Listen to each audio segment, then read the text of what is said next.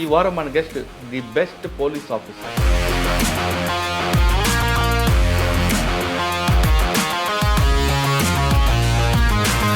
పేరు A V Ranganath garu, IPS commissioner, హెడ్రా.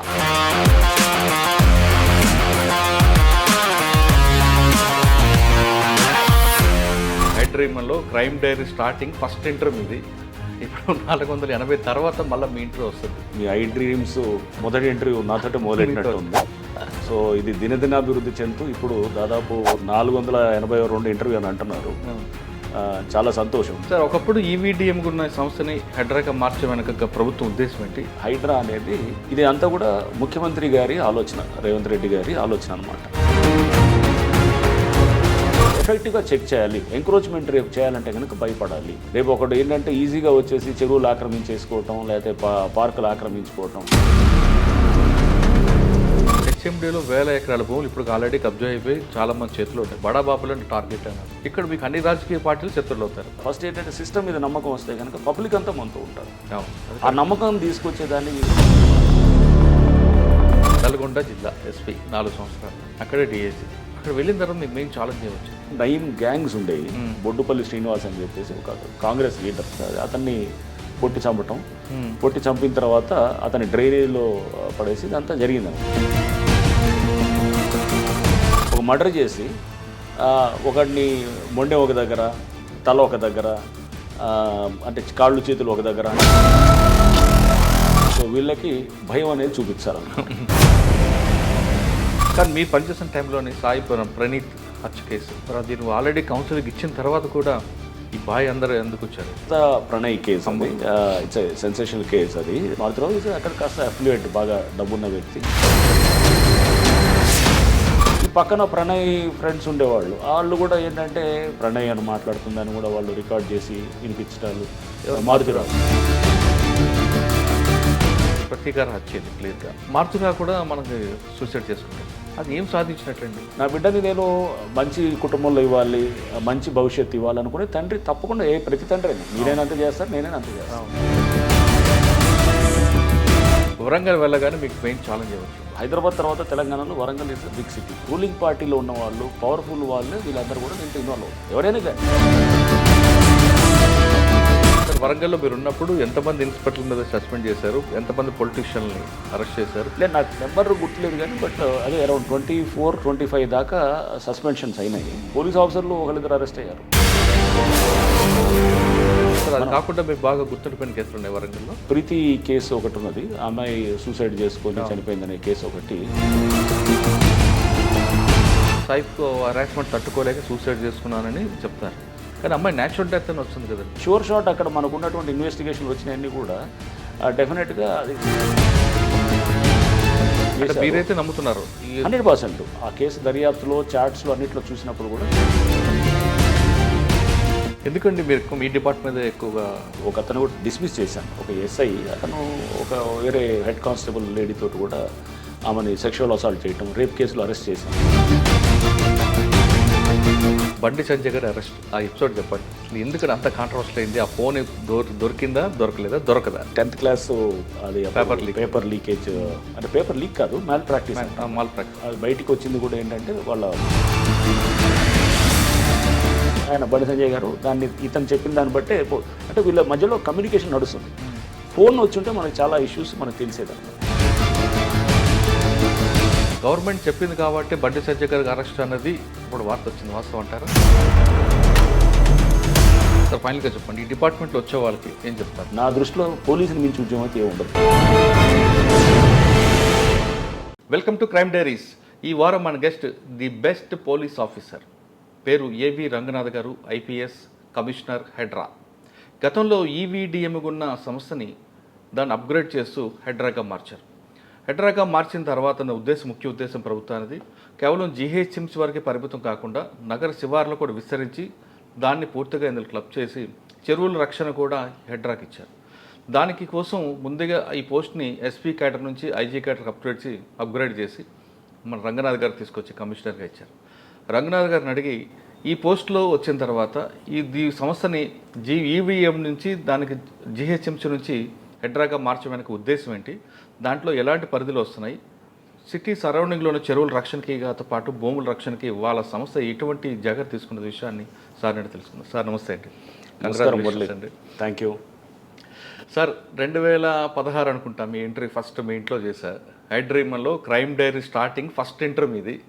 ఇప్పుడు 480 తర్వాత మళ్ళీ మీ ఇంట్రీ వస్తుంది. దాదాపు అప్పుడు డీసీపీ ట్రాఫిక్, ఇప్పుడు కమిషనర్ హెడ్రా. సార్ ఒకప్పుడు ఈవీడిఎం ఉన్న సంస్థని హెడ్రాగా మార్చే వెనక ప్రభుత్వం ఉద్దేశం ఏంటి? దానికి మిమ్మల్ని తీసుకొచ్చి పెట్టడం వెనక అంటే ఏదో ఉద్దేశం ఉంటే తప్ప సాధారణంగా చేయరు. ఎందుకంటే పోస్ట్ని కూడా అప్గ్రేడ్ చేసుకొచ్చారు. ఇప్పుడు ఇంతకుముందు ఈవీడిఎం అంటే ఎన్ఫోర్స్మెంట్ డైరెక్టర్, డిజాస్టర్ మేనేజ్మెంట్ ఎక్కడ జరుగుతుంది, సిటీలో ఎక్కడైనా లోతట్టు ప్రాంతాలు జరుగుతుంది, మీ వాళ్ళు వెళ్ళడం, రిస్క్ చేయడం అంతా కూడా సక్సెస్ అయింది. ఇప్పుడు దీని పరిధి పెంచారు కాబట్టి దానివల్ల ప్రజలకు ఎలాంటి ఉపయోగం ఉంటుంది, ప్రభుత్వానికి ఎంత నష్టం లేకుండా లాభం వస్తుంది, దాని ఉద్దేశం ఏంటి చెప్పండి. ఈ రెండు ప్రశ్నలకు సమాధానం చెప్పే ముందు మనం డీసీపీ ట్రాఫిక్ ఉన్నప్పుడు మాట్లాడుకున్నాం. తర్వాత మీరు నల్గొండ ఎస్పీ, వరంగల్ కమిషనర్, తర్వాత city traffic, multizone Hyderabad multizone IG, CCS, ఇవన్నీ పోస్టులు దాటుకుంటూ ఇక్కడికి వచ్చారు. ఒక్కసారి నల్గొండకు వెళ్దాం. ఎందుకంటే నల్గొండ జిల్లాలో 4 సంవత్సరాలు పనిచేయడం కాకుండా అక్కడే మీరు డిఐజీగా ప్రమోషన్ వచ్చారు కాబట్టి నల్గొండ జిల్లాలో మీ మార్క్ ఏంటి? మీరు వెళ్ళేసరికి అక్కడ మీకు ఫస్ట్ ఛాలెంజ్ వచ్చింది. మీరు వెళ్ళిన తర్వాత ఒక మంచి కేసు జరిగిందండి, ప్రణయ్ హత్య కేసు.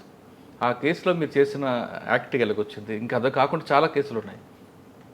ఒకసారి మీరు చాలా nice talking to you Murali. ఇప్పుడు దాదాపు 8 ఏళ్ళు అవుతున్నట్టు. 2016లో మనం ఫస్ట్ ఇంటర్వ్యూ, మీరు మీ ఐ డ్రీమ్స్ మొదటి ఇంటర్వ్యూ నాతోటి మొదలెట్టినట్టు ఉంది. సో ఇది దినదినాభివృద్ధి చెందుతూ ఇప్పుడు దాదాపు 482 ఇంటర్వ్యూ అని అంటున్నారు. చాలా సంతోషం. మళ్ళీ 482 ఈ దీని తర్వాత, అంటే ఇన్ని ఇంటర్వ్యూస్ తర్వాత మళ్ళీ నేను మాట్లాడడం, జాయిన్ అవ్వడం. Yeah right. అండ్ మీతోటి నాకు ఎప్పటి నుంచో తెలిసింది, టీవీ9లో ఉన్నప్పటి నుంచి, అంతకుముందు నుంచి కూడా, లాస్ట్ అంటే ఎర్లీ 2000s నుంచి కూడా మీరు యాక్చువల్గా sir additional SP Kakinada, Markapur కూడా. అవును. So it was a nice journey అంతా కూడా. రైట్. ఈ హైడ్రా గురించి మీకు అంటే కొన్ని విషయాలు అందరికి కూడా తెలియాల్సిన అవసరం ఉంటుంది. సో దీన్ని హైడ్రా అనేది ఇంకా ఇది జియో ఇంకా ఫార్మల్గా ఇష్యూ కాలేదు. దీని మీద చర్చలు జరుగుతున్నది, ఇంకా అది డిస్కషన్ స్టేజ్లో ఉన్నది. ఓకే. ఇది అంతా కూడా ముఖ్యమంత్రి గారి ఆలోచన, రేవంత్ రెడ్డి గారి ఆలోచన అనమాట. ఈ హైడ్రా అనేది దీనికి ఒక యాక్రోనిమ్ అనమాట. దీని పేరు మనం చూస్తే కనుక Hyderabad disaster response and asset protection authority. Asset protect అంటే డిజాస్టర్ రెస్పాన్స్. హైదరాబాద్లో డిజాస్టర్ రెస్పాన్స్, ఏమన్నా వరదలు, విపత్తులు, లేకపోతే ఇంకేదైనా వచ్చినా కానీ కూడా ఫస్ట్ రెస్పాండర్గా హైడ్రా అనే సంస్థ చేయాలి. రైట్. దీనికి తర్వాత అసెట్ ప్రొటెక్షన్. అసెట్ ప్రొటెక్షన్ అంటే ఏంటి? ఆస్తుల అంటే మన సంరక్షణ చేయటం అన్నమాట.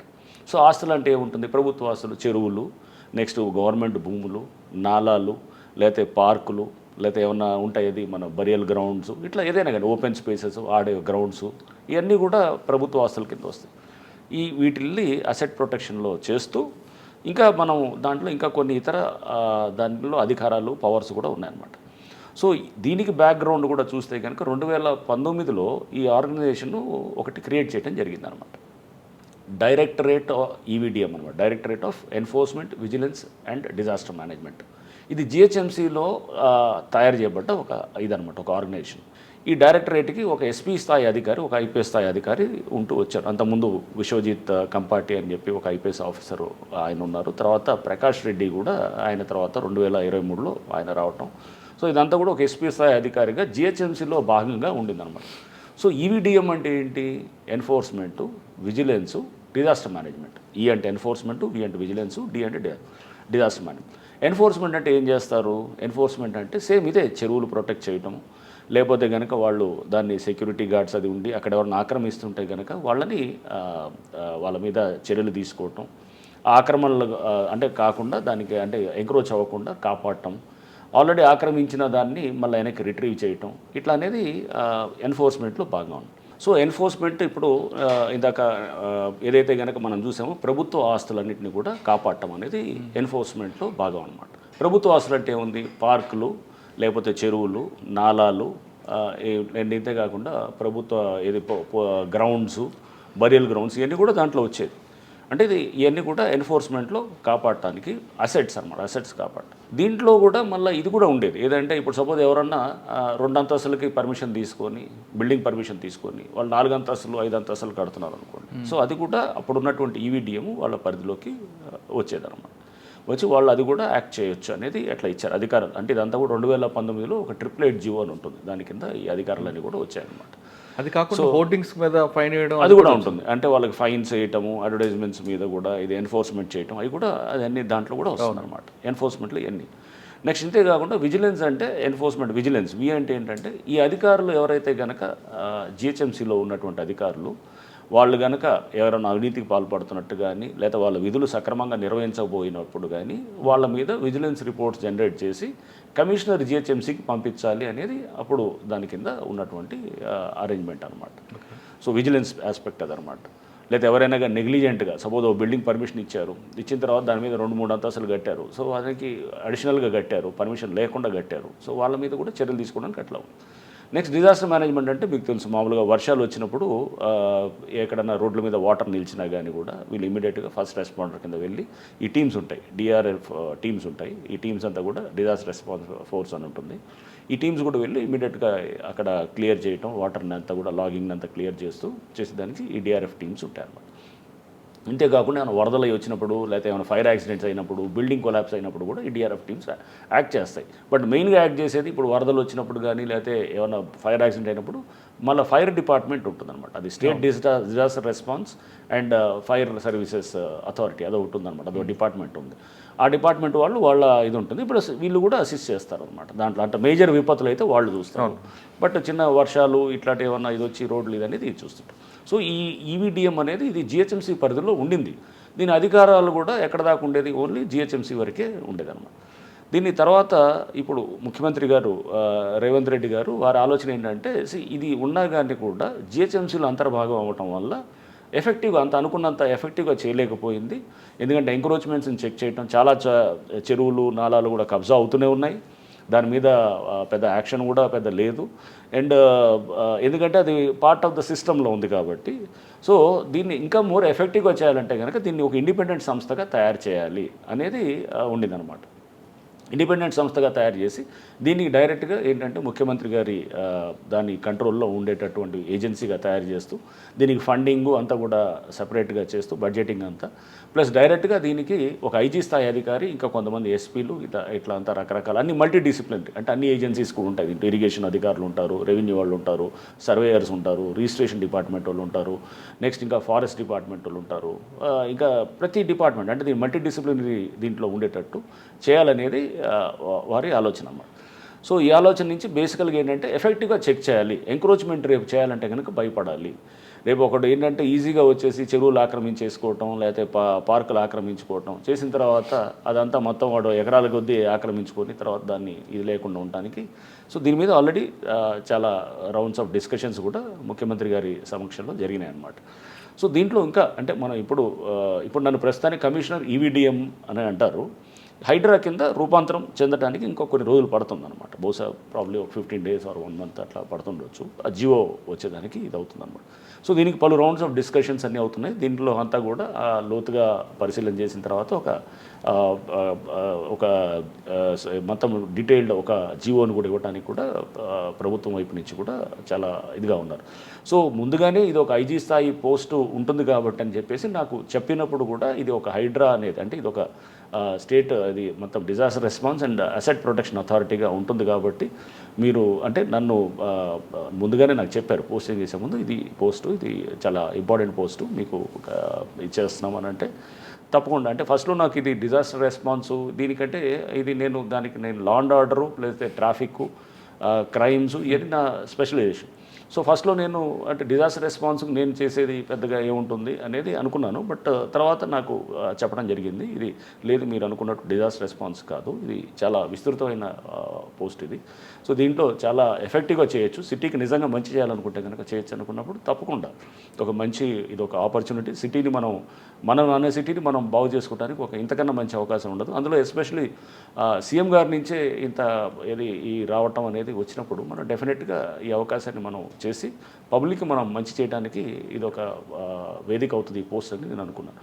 దీంట్లో కూడా మళ్ళీ ఏంటంటే జిహెచ్ఎంసీ పరిధిని దాటి ఇంకా ఔటర్ రింగ్ రోడ్ దాకా తీసుకెళ్లాలని, అంటే హెచ్ఎండిఏ ఇంకా చాలా మున్సిపాలిటీస్ ఉన్నాయి, లైక్ మన నార్సింగి మున్సిపాలిటీ, లేకపోతే నిజాంపేట మున్సిపాలిటీ, ఇట్లా ఏది మన మేడ్చల్ మున్సిపాలిటీ, ఈ చుట్టూ పెద్దంబర్పేట మున్సిపాలిటీ, మహేశ్వరం మున్సిపాలిటీ, ఇవన్నీ కూడా దాదాపు 20 పైన మున్సిపాలిటీలు, 33 గ్రామ పంచాయతీలు, మళ్ళీ ఇంకా వేరే ఏది కంటోన్మెంటు, లేకపోతే ఐలా అని చెప్పేసి ఇండస్ట్రియల్ ఏరియాస్ లోకల్ అథారిటీ అని, ఇట్లా ఇవన్నీ కూడా చాలా దీంట్లో వస్తున్నాయి అన్నమాట. వచ్చేసి ఇప్పుడు ఉన్నటువంటి జిహెచ్ఎంసీ పరిధి 650 చదరపు కిలోమీటర్లు అయితే దీన్ని ఇప్పుడు 2050 చదరపు కిలోమీటర్లు కంటే దాదాపు 3 రెట్లు పెరుగుతుంది అనమాట దీని పరిధి. పెరిగి దీన్ని అంటే విస్తృతమైన ఇది అధికారాలు ఇచ్చి ఎఫెక్టివ్గా చేయాలనేది ఉంది. సో ఇది ఇంకా చర్చల స్టేజ్లో జరుగుతుంది అనమాట. చర్చల స్టేజ్ జరుగుతుంది. ముఖ్యమంత్రి గారు అయితే చాలా స్పష్టంగా ఉన్నారు, రేపు ఎంక్రోచ్మెంట్లు చేయాలన్నా ఆల్రెడీ, లేకపోతే ఎవడన్నా ఇది చేయాలంటే కనుక రేపు అతనికి భయపడే పరిస్థితి ఉండాలి అనేది ఫస్ట్ వరి. రేపు ఎంక్రోచ్ చేయాలంటే ఎవడన్నా గవర్నమెంట్ భూములు ఆక్రమించుకోవాలంటే రేపు అతనికి చట్టపరంగా మనం అతన్ని నివారించేటట్టు ఉండాలి. రేపు ఆ భయం అనేది చేసేవాళ్ళు అట్లాంటి ఎవరైతే చట్టాన్ని చేతులు తీసుకునే వాళ్ళకి ఉండాలి. రెండోది, ఆల్రెడీ ఎంక్రోచ్ చేసిన వాళ్ళు ఎవరు ఉంటే కనుక వాళ్ళని కూడా మనం ఏంటంటే వాళ్ళని చూసి మనం ఎక్కడెక్కడ చేసినారో అక్కడ చెరువులు, ఎస్పెషల్లీ చెరువులు కాపాడుకోవడం. ఎందుకంటే అది ఎన్వైరన్మెంటల్, దానివల్ల వచ్చేటువంటి దానికి చాలా ఎన్వైరన్మెంటల్ ఇష్యూస్ కూడా ముడిపడి ఉన్నాయి కాబట్టి చెరువులు, నాలాలు ఇవన్నీ కూడా, ఈ పార్కులు ఇవన్నీ ఉన్నాయి కాబట్టి వాటిని ఇమీడియట్గా మనం దాన్ని చేయడానికి ఒక దీర్ఘకాలిక ప్రణాళికతోటి మనం జాగ్రత్తగా లీగల్ ఇష్యూస్ వస్తుంటాయి, కోర్టు మ్యాటర్స్ వస్తుంటాయి, ఇవన్నిటిని కూడా చేసుకొని పోవాలనేది వారి ఆలోచన అన్నమాట. సో దానికి తగ్గట్టుగా ఎఫెక్టివ్గా నన్ను ఎంచుకోవటం అనేది తప్పకుండా నేను ఇది ఒక మంచి అవకాశంగా, అట్లానే నా ఎబిలిటీస్ని ప్రభుత్వం గుర్తించినట్టుగా నేను ఫీల్ అవుతున్నాను. డెఫినెట్గా ఏంటంటే ఇంత మంచి అవకాశం వచ్చినప్పుడు సమాజానికి చేయడానికి నా వైపు నుంచి సాయశక్తిలో నేను చేయడానికే ప్రయత్నం చేస్తాను, ఎఫెక్టివ్గా చేస్తాను. రేపు ఎవరైనా కానీ ఆల్రెడీ నేను చెప్పాను, చిన్న చిన్న వాళ్ళ మీద పోయేదానికన్నా పెద్దవాళ్ళు, షార్క్స్ ఉంటారు, ల్యాండ్ షార్క్స్ ఉంటారు, ల్యాండ్ గ్రాబర్స్ ఉంటారు, వాళ్ళని పెద్దవాళ్ళతోటి ముందు మనం టార్గెట్ చేస్తే కనుక వ్యవస్థ అనే దాని మీద నమ్మకం వస్తుంది అనమాట ఫస్ట్. అంతేగాని చిన్న వాళ్ళ మీద ఏదో నాలాసు ఆక్యుపై చేశారని ఏదో మామూలుగా ఉంటారు, 50 గజాలు 60 గజాలు ఆక్యుపై చేసినోడు, షెడ్ కట్టుకున్నాడు, పేదవాళ్ళు, వాళ్ళ మీద పోతే కనుక అలా కాదు.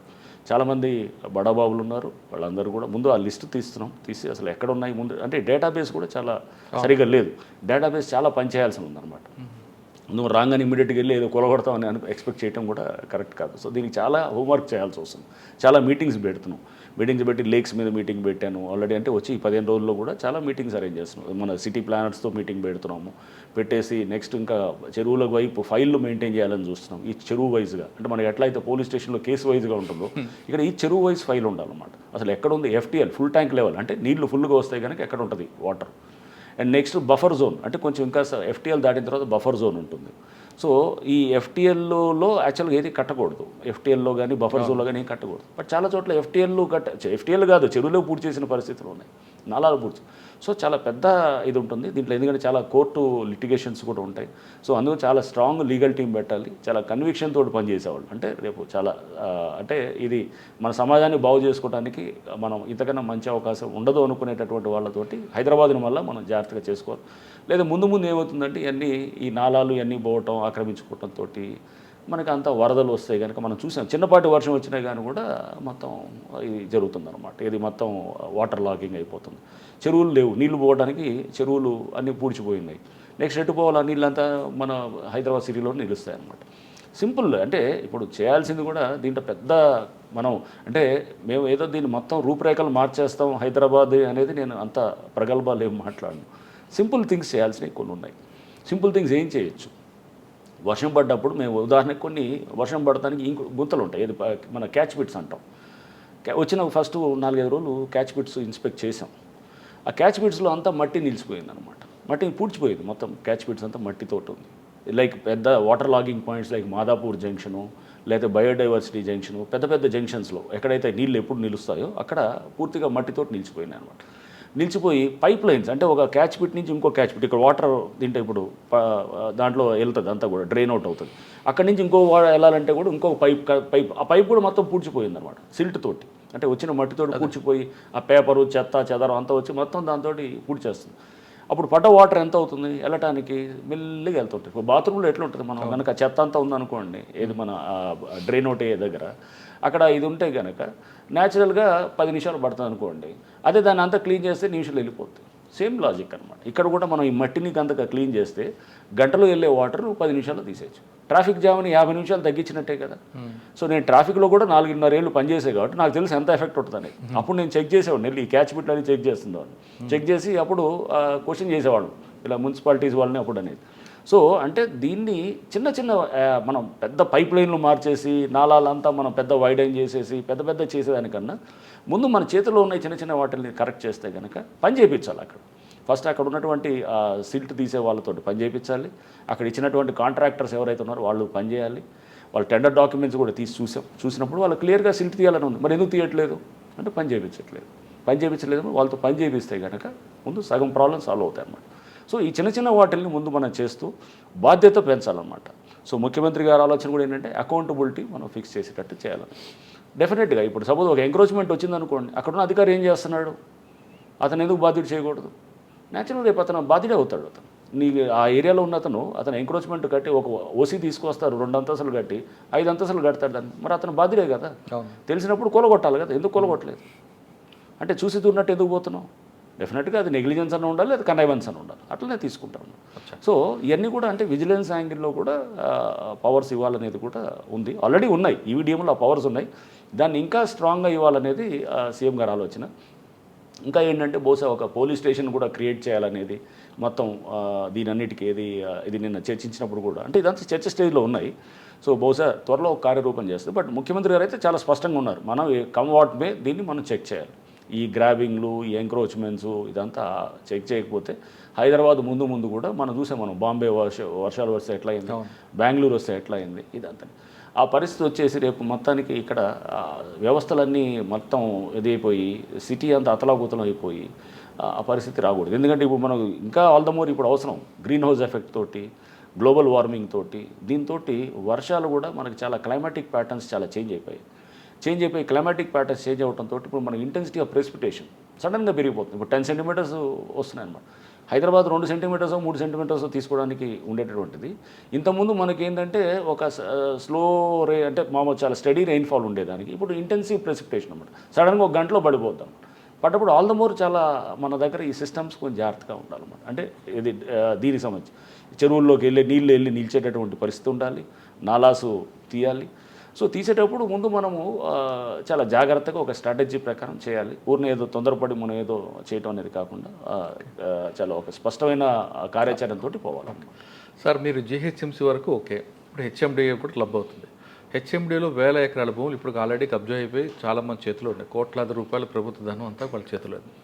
ఇక్కడ మీకు నాలా మీరు అన్నారు ఇందాక, నాలా కబ్జా చేసిన వాళ్ళు కాకుండా బడాబాబులను టార్గెట్ అన్నారు. ప్రభుత్వం కూడా మంచి ఆలోచన అది. ఇక్కడ మీకు అన్ని రాజకీయ పార్టీలు శత్రువులు అవుతారు, అధికారంలో ఉన్న వాళ్ళు అవుతారు, ప్రతిపక్షం అందరూ కూడా శత్రువులు అవుతారు.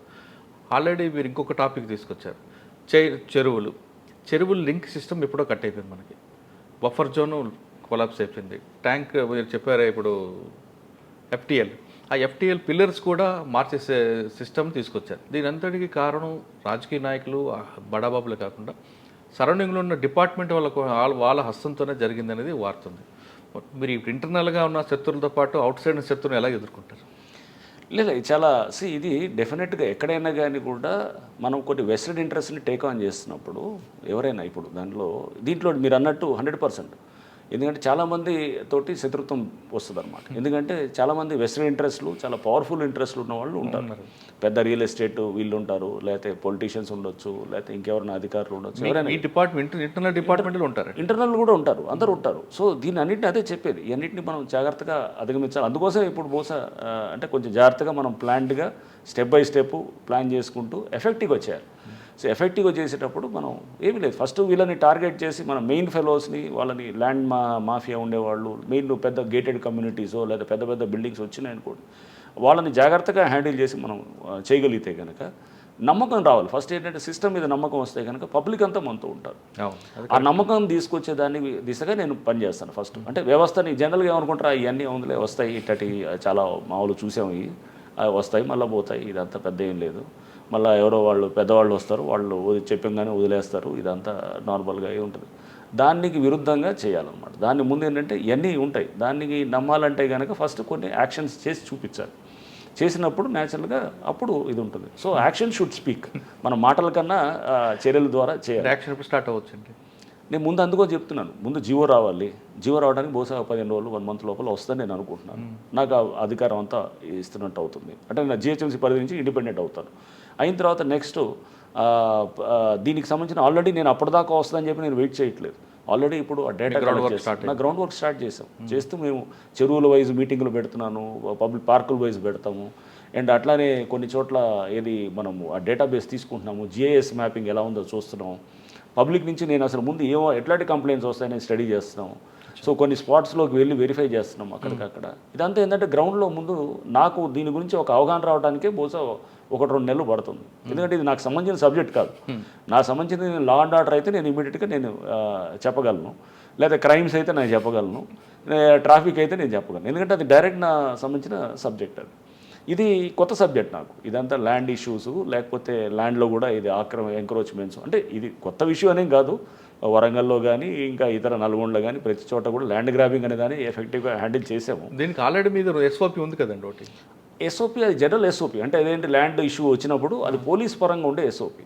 సో ఇప్పుడు కూడా దీనికి ఒక ఎస్ఓపి చాలా జాగ్రత్తగా తయారు చేయాలి. తయారు చేసేటప్పుడు ఇప్పుడు ఎట్లా ఉంటుంది, ఎగ్జాంపుల్ మీకు చెప్తాను.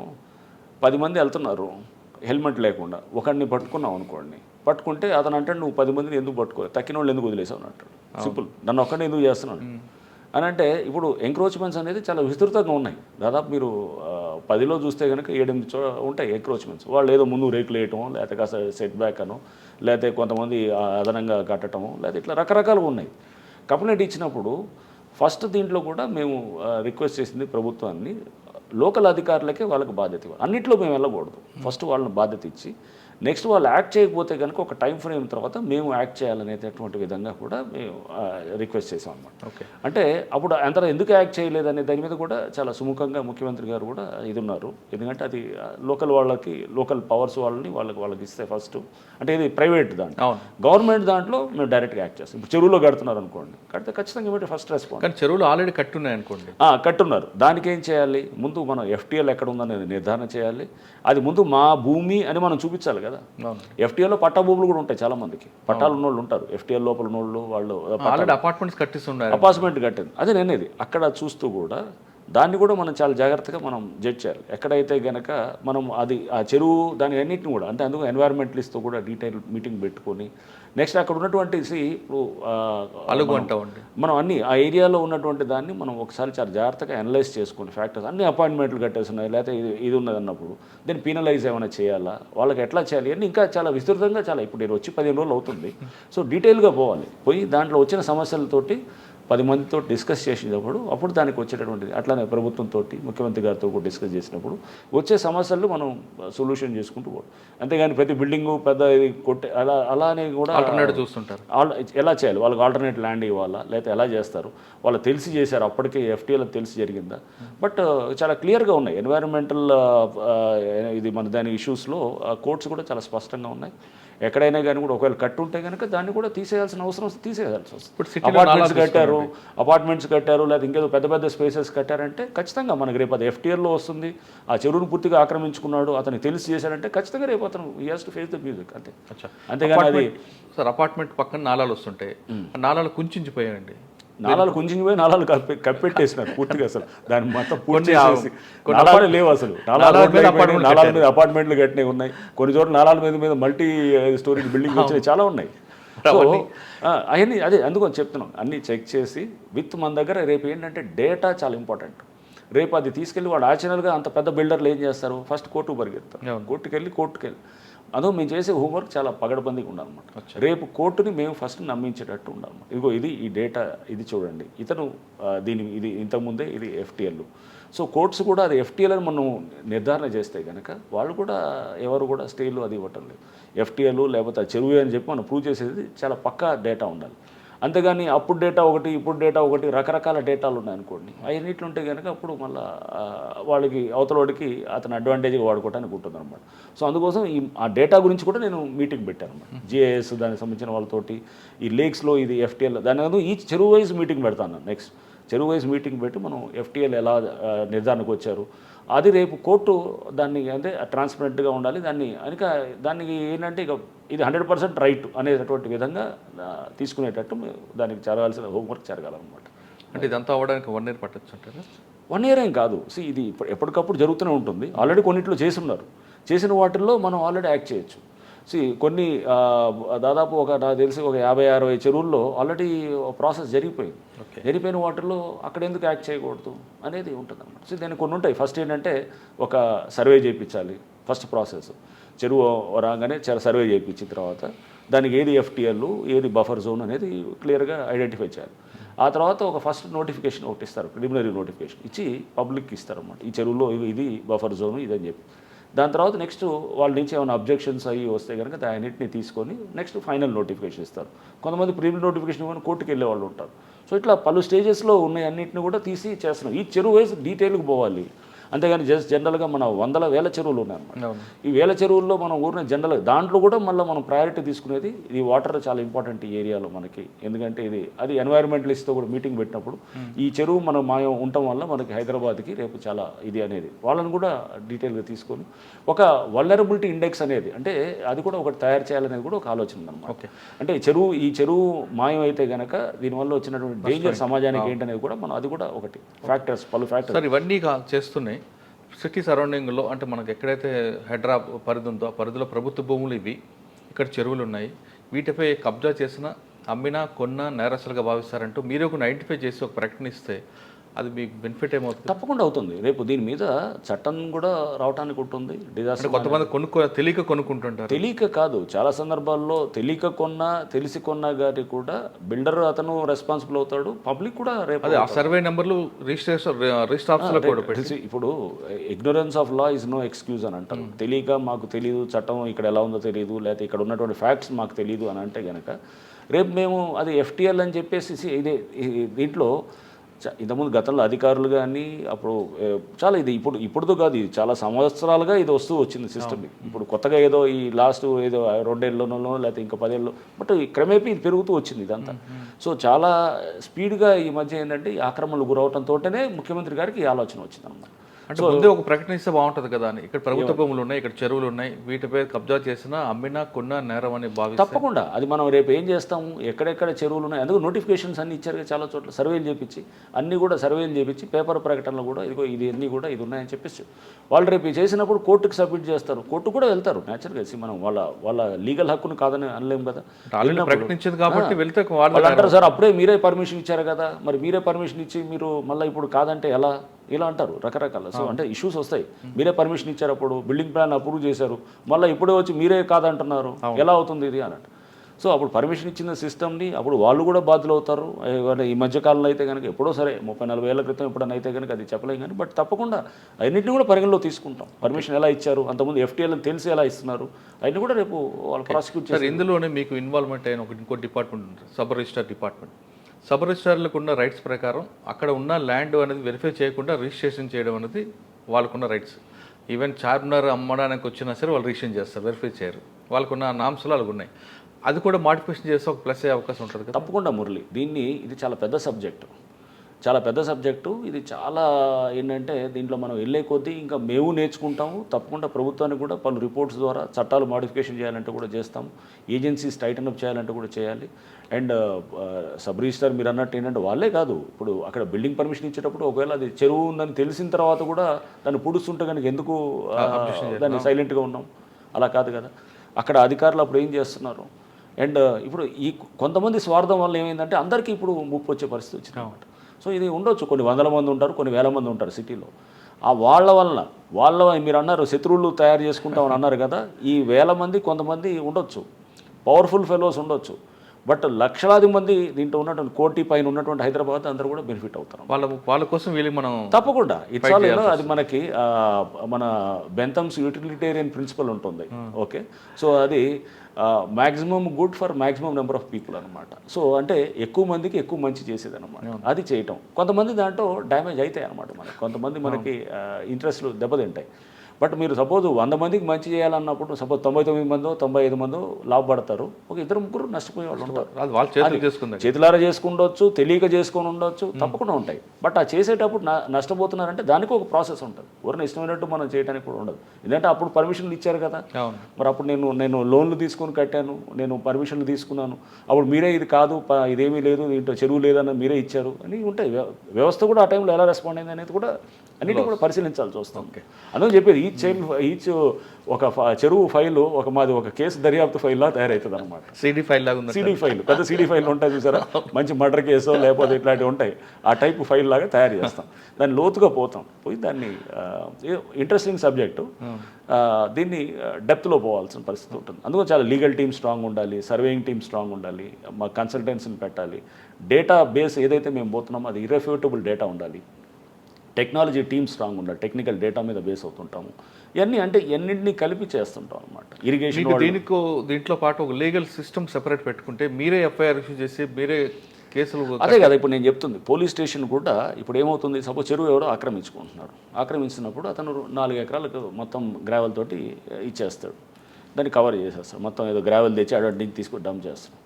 మనం చేసే లోపల అది మళ్ళీ గ్రావెల్ని తీసేయాలంటే కనుక అది పెద్ద ఖర్చు అయినప్పుడు దాంతో వాడు ఏం చేస్తాడు, అది చేసి మెల్లిగా ఎప్పుడో టైం చూసుకొని దాంట్లో మళ్ళీ దాంట్లో కట్టేయటం ఏదో చేసుకుంటున్నారు అనమాట. చేసి దాని పర్మిషన్ తెచ్చుకొని రెగ్యులరైజ్ చేసుకొని ఒక కోర్టు ఆర్డర్ తెచ్చుకుంటాడు. దీనికి అందుకోసమే మేము ముఖ్యమంత్రి గారిని కూడా వారిని రిక్వెస్ట్ చేసింది కూడా ఏంటంటే, సార్ మనకు పోలీస్ స్టేషన్ లాంటిది కూడా ఉంటే కనుక చట్టాలు కూడా స్ట్రాంగ్గా తయారయ్యేటట్టు. సో వారు దానికి కూడా సుముఖంగా ఉన్నారు. లీగల్ టీమ్ సెపరేట్, లీగల్ అంటే ఒక పోలీస్ స్టేషన్ ఇప్పుడు మేము ఎవరికో అక్కడ చెప్పేసి పలానా పోలీస్ స్టేషన్, పలానా ఈ పోలీస్ స్టేషన్, ఆ పోలీస్ స్టేషన్ అని చెప్తే కనుక అక్కడ వాళ్ళకున్న రూటీన్ పనులలో లేకపోతే అక్కడ ఉన్నటువంటి లోకల్ ఇన్ఫ్లుయెన్సెస్లో వాళ్ళు స్ట్రాంగ్గా చేయరు. ఇది ఒక specialized agency like cyber crimes, narcotics బ్యూరోలో కూడా ఉన్నటువంటి పోలీస్ స్టేషన్ లాగా సైబర్ క్రైమ్స్ పోలీస్ స్టేషన్ ఉన్నట్టుగా డిపార్ట్మెంట్ ఉంది కదా, అట్లా ఇది ఒక సెపరేట్ పోలీస్ స్టేషన్గా తయారు చేసి ఎవడన్నా సపోజ్ ఇట్లానే చేస్తున్నారు అనుకోండి, ఎవరైనా ఆక్రమిస్తున్నారు అనుకోండి, ఆక్రమిస్తుంటే ఇమీడియట్గా ఆ జేసీబీలు మెషినరీ తీసుకొచ్చి సీజ్ చేసి కోర్టుకు పెడతాం, కేసులు రేపు అరెస్ట్ చేసి జైలుకి పంపిస్తాం. వాడు ఒకవేళ వస్తే కనుక అతను ఆక్రమించారనుకోండి జైలుకి పంపిస్తాం. అది తీయాల్సిన బాధ్యత కూడా అతను తీయకపోతే కనుక దాని మీద కూడా చట్టపరంగా అతని మీద యాక్షన్ తీసుకున్నట్టు చేస్తాం. నింపిన దాన్ని కూడా ఖాళీ చేయకపోతే కనుక అతని ఆస్తులు సీజ్ చేయడమా లేదా ఇట్లా ఎందుకు చేయకూడదని కూడా చేస్తాం.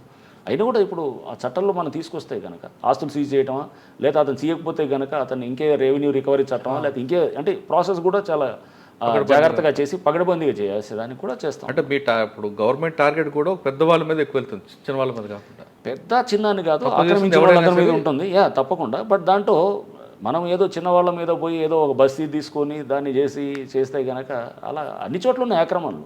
సిటీ మొత్తం ఆక్రమణలే ఉన్నాయి చాలా చోట్ల. సో దాన్ని మనం ఎక్కడ మొదలెట్టాలనుకున్నప్పుడు నేను అంటే అనుకునేది ఏంటంటే మంచి ఎవరైతే ఈ వ్యవస్థని ఇది మనకేం కాదులే అనుకునే వాళ్ళు ఉంటారో అక్కడి నుంచి చేస్తే నమ్మకం కలగాలని ఫస్ట్ సిస్టమ్ మీద నమ్మకం. పెద్దది కొట్టాలని నేను అన్ను. అక్కడ ముందు ఎప్పుడైనా కానీ కూడా ఫస్ట్ జనరల్గా ఏంటంటే చిన్న వాళ్ళ మీద పోతే కనుక అది అందరూ చేస్తారు, రేపు ఆ సిస్టమ్ అది నిలబడద్దా అనేది కూడా. ఎందుకంటే అక్కడ వాళ్ళు అతనికి ఇప్పుడు రోటీ కపడా వారు మకాన్, అతని షెల్టర్ అతనికి లైఫ్ అండ్ డెత్. డబ్బు ఉన్నవాడికి అది ఇట్స్ వన్ ఆఫ్ ద హౌసెస్లో అతనికి గెస్ట్ హౌస్ ఉండొచ్చు లేకపోతే అది ఇంకేదైనా ఉండొచ్చు, అతనికి 10 ఇల్లులు ఉండొచ్చు. అతనికి ఉన్నటువంటి ఇంటి వాల్యూ అనేది ఒక్కొక్కడికి ఒక్కొక్కలాగా ఉంటుంది. సో అట్లా కూడా చూడాలన్నమాట మనం. అంటే దాని మీద జీవనం ఉన్న వాళ్ళకి ఒక పేద అతనికో లేకపోతే ఒక లోవర్ మిడిల్ క్లాస్ అతనికి ఇల్లు అనేది అతని లైఫ్ టైం సేవింగ్ అనమాట. బట్ అదే ఒక పెద్ద అతను ఉన్నాడు అనుకోండి, అతనికి ఇట్స్ లైక్ అతను ఒక గెస్ట్ హౌస్ ఉండొచ్చు లేకపోతే ఇంకేదైనా ఫామ్ హౌస్ ఉండొచ్చు లేకపోతే ఏదైనా ఉండొచ్చు. సో అందుకోసం మనం అవన్నీ కూడా అంటే ఈ సామాజిక అంశాలను కూడా చూస్తాం డెఫినెట్గా.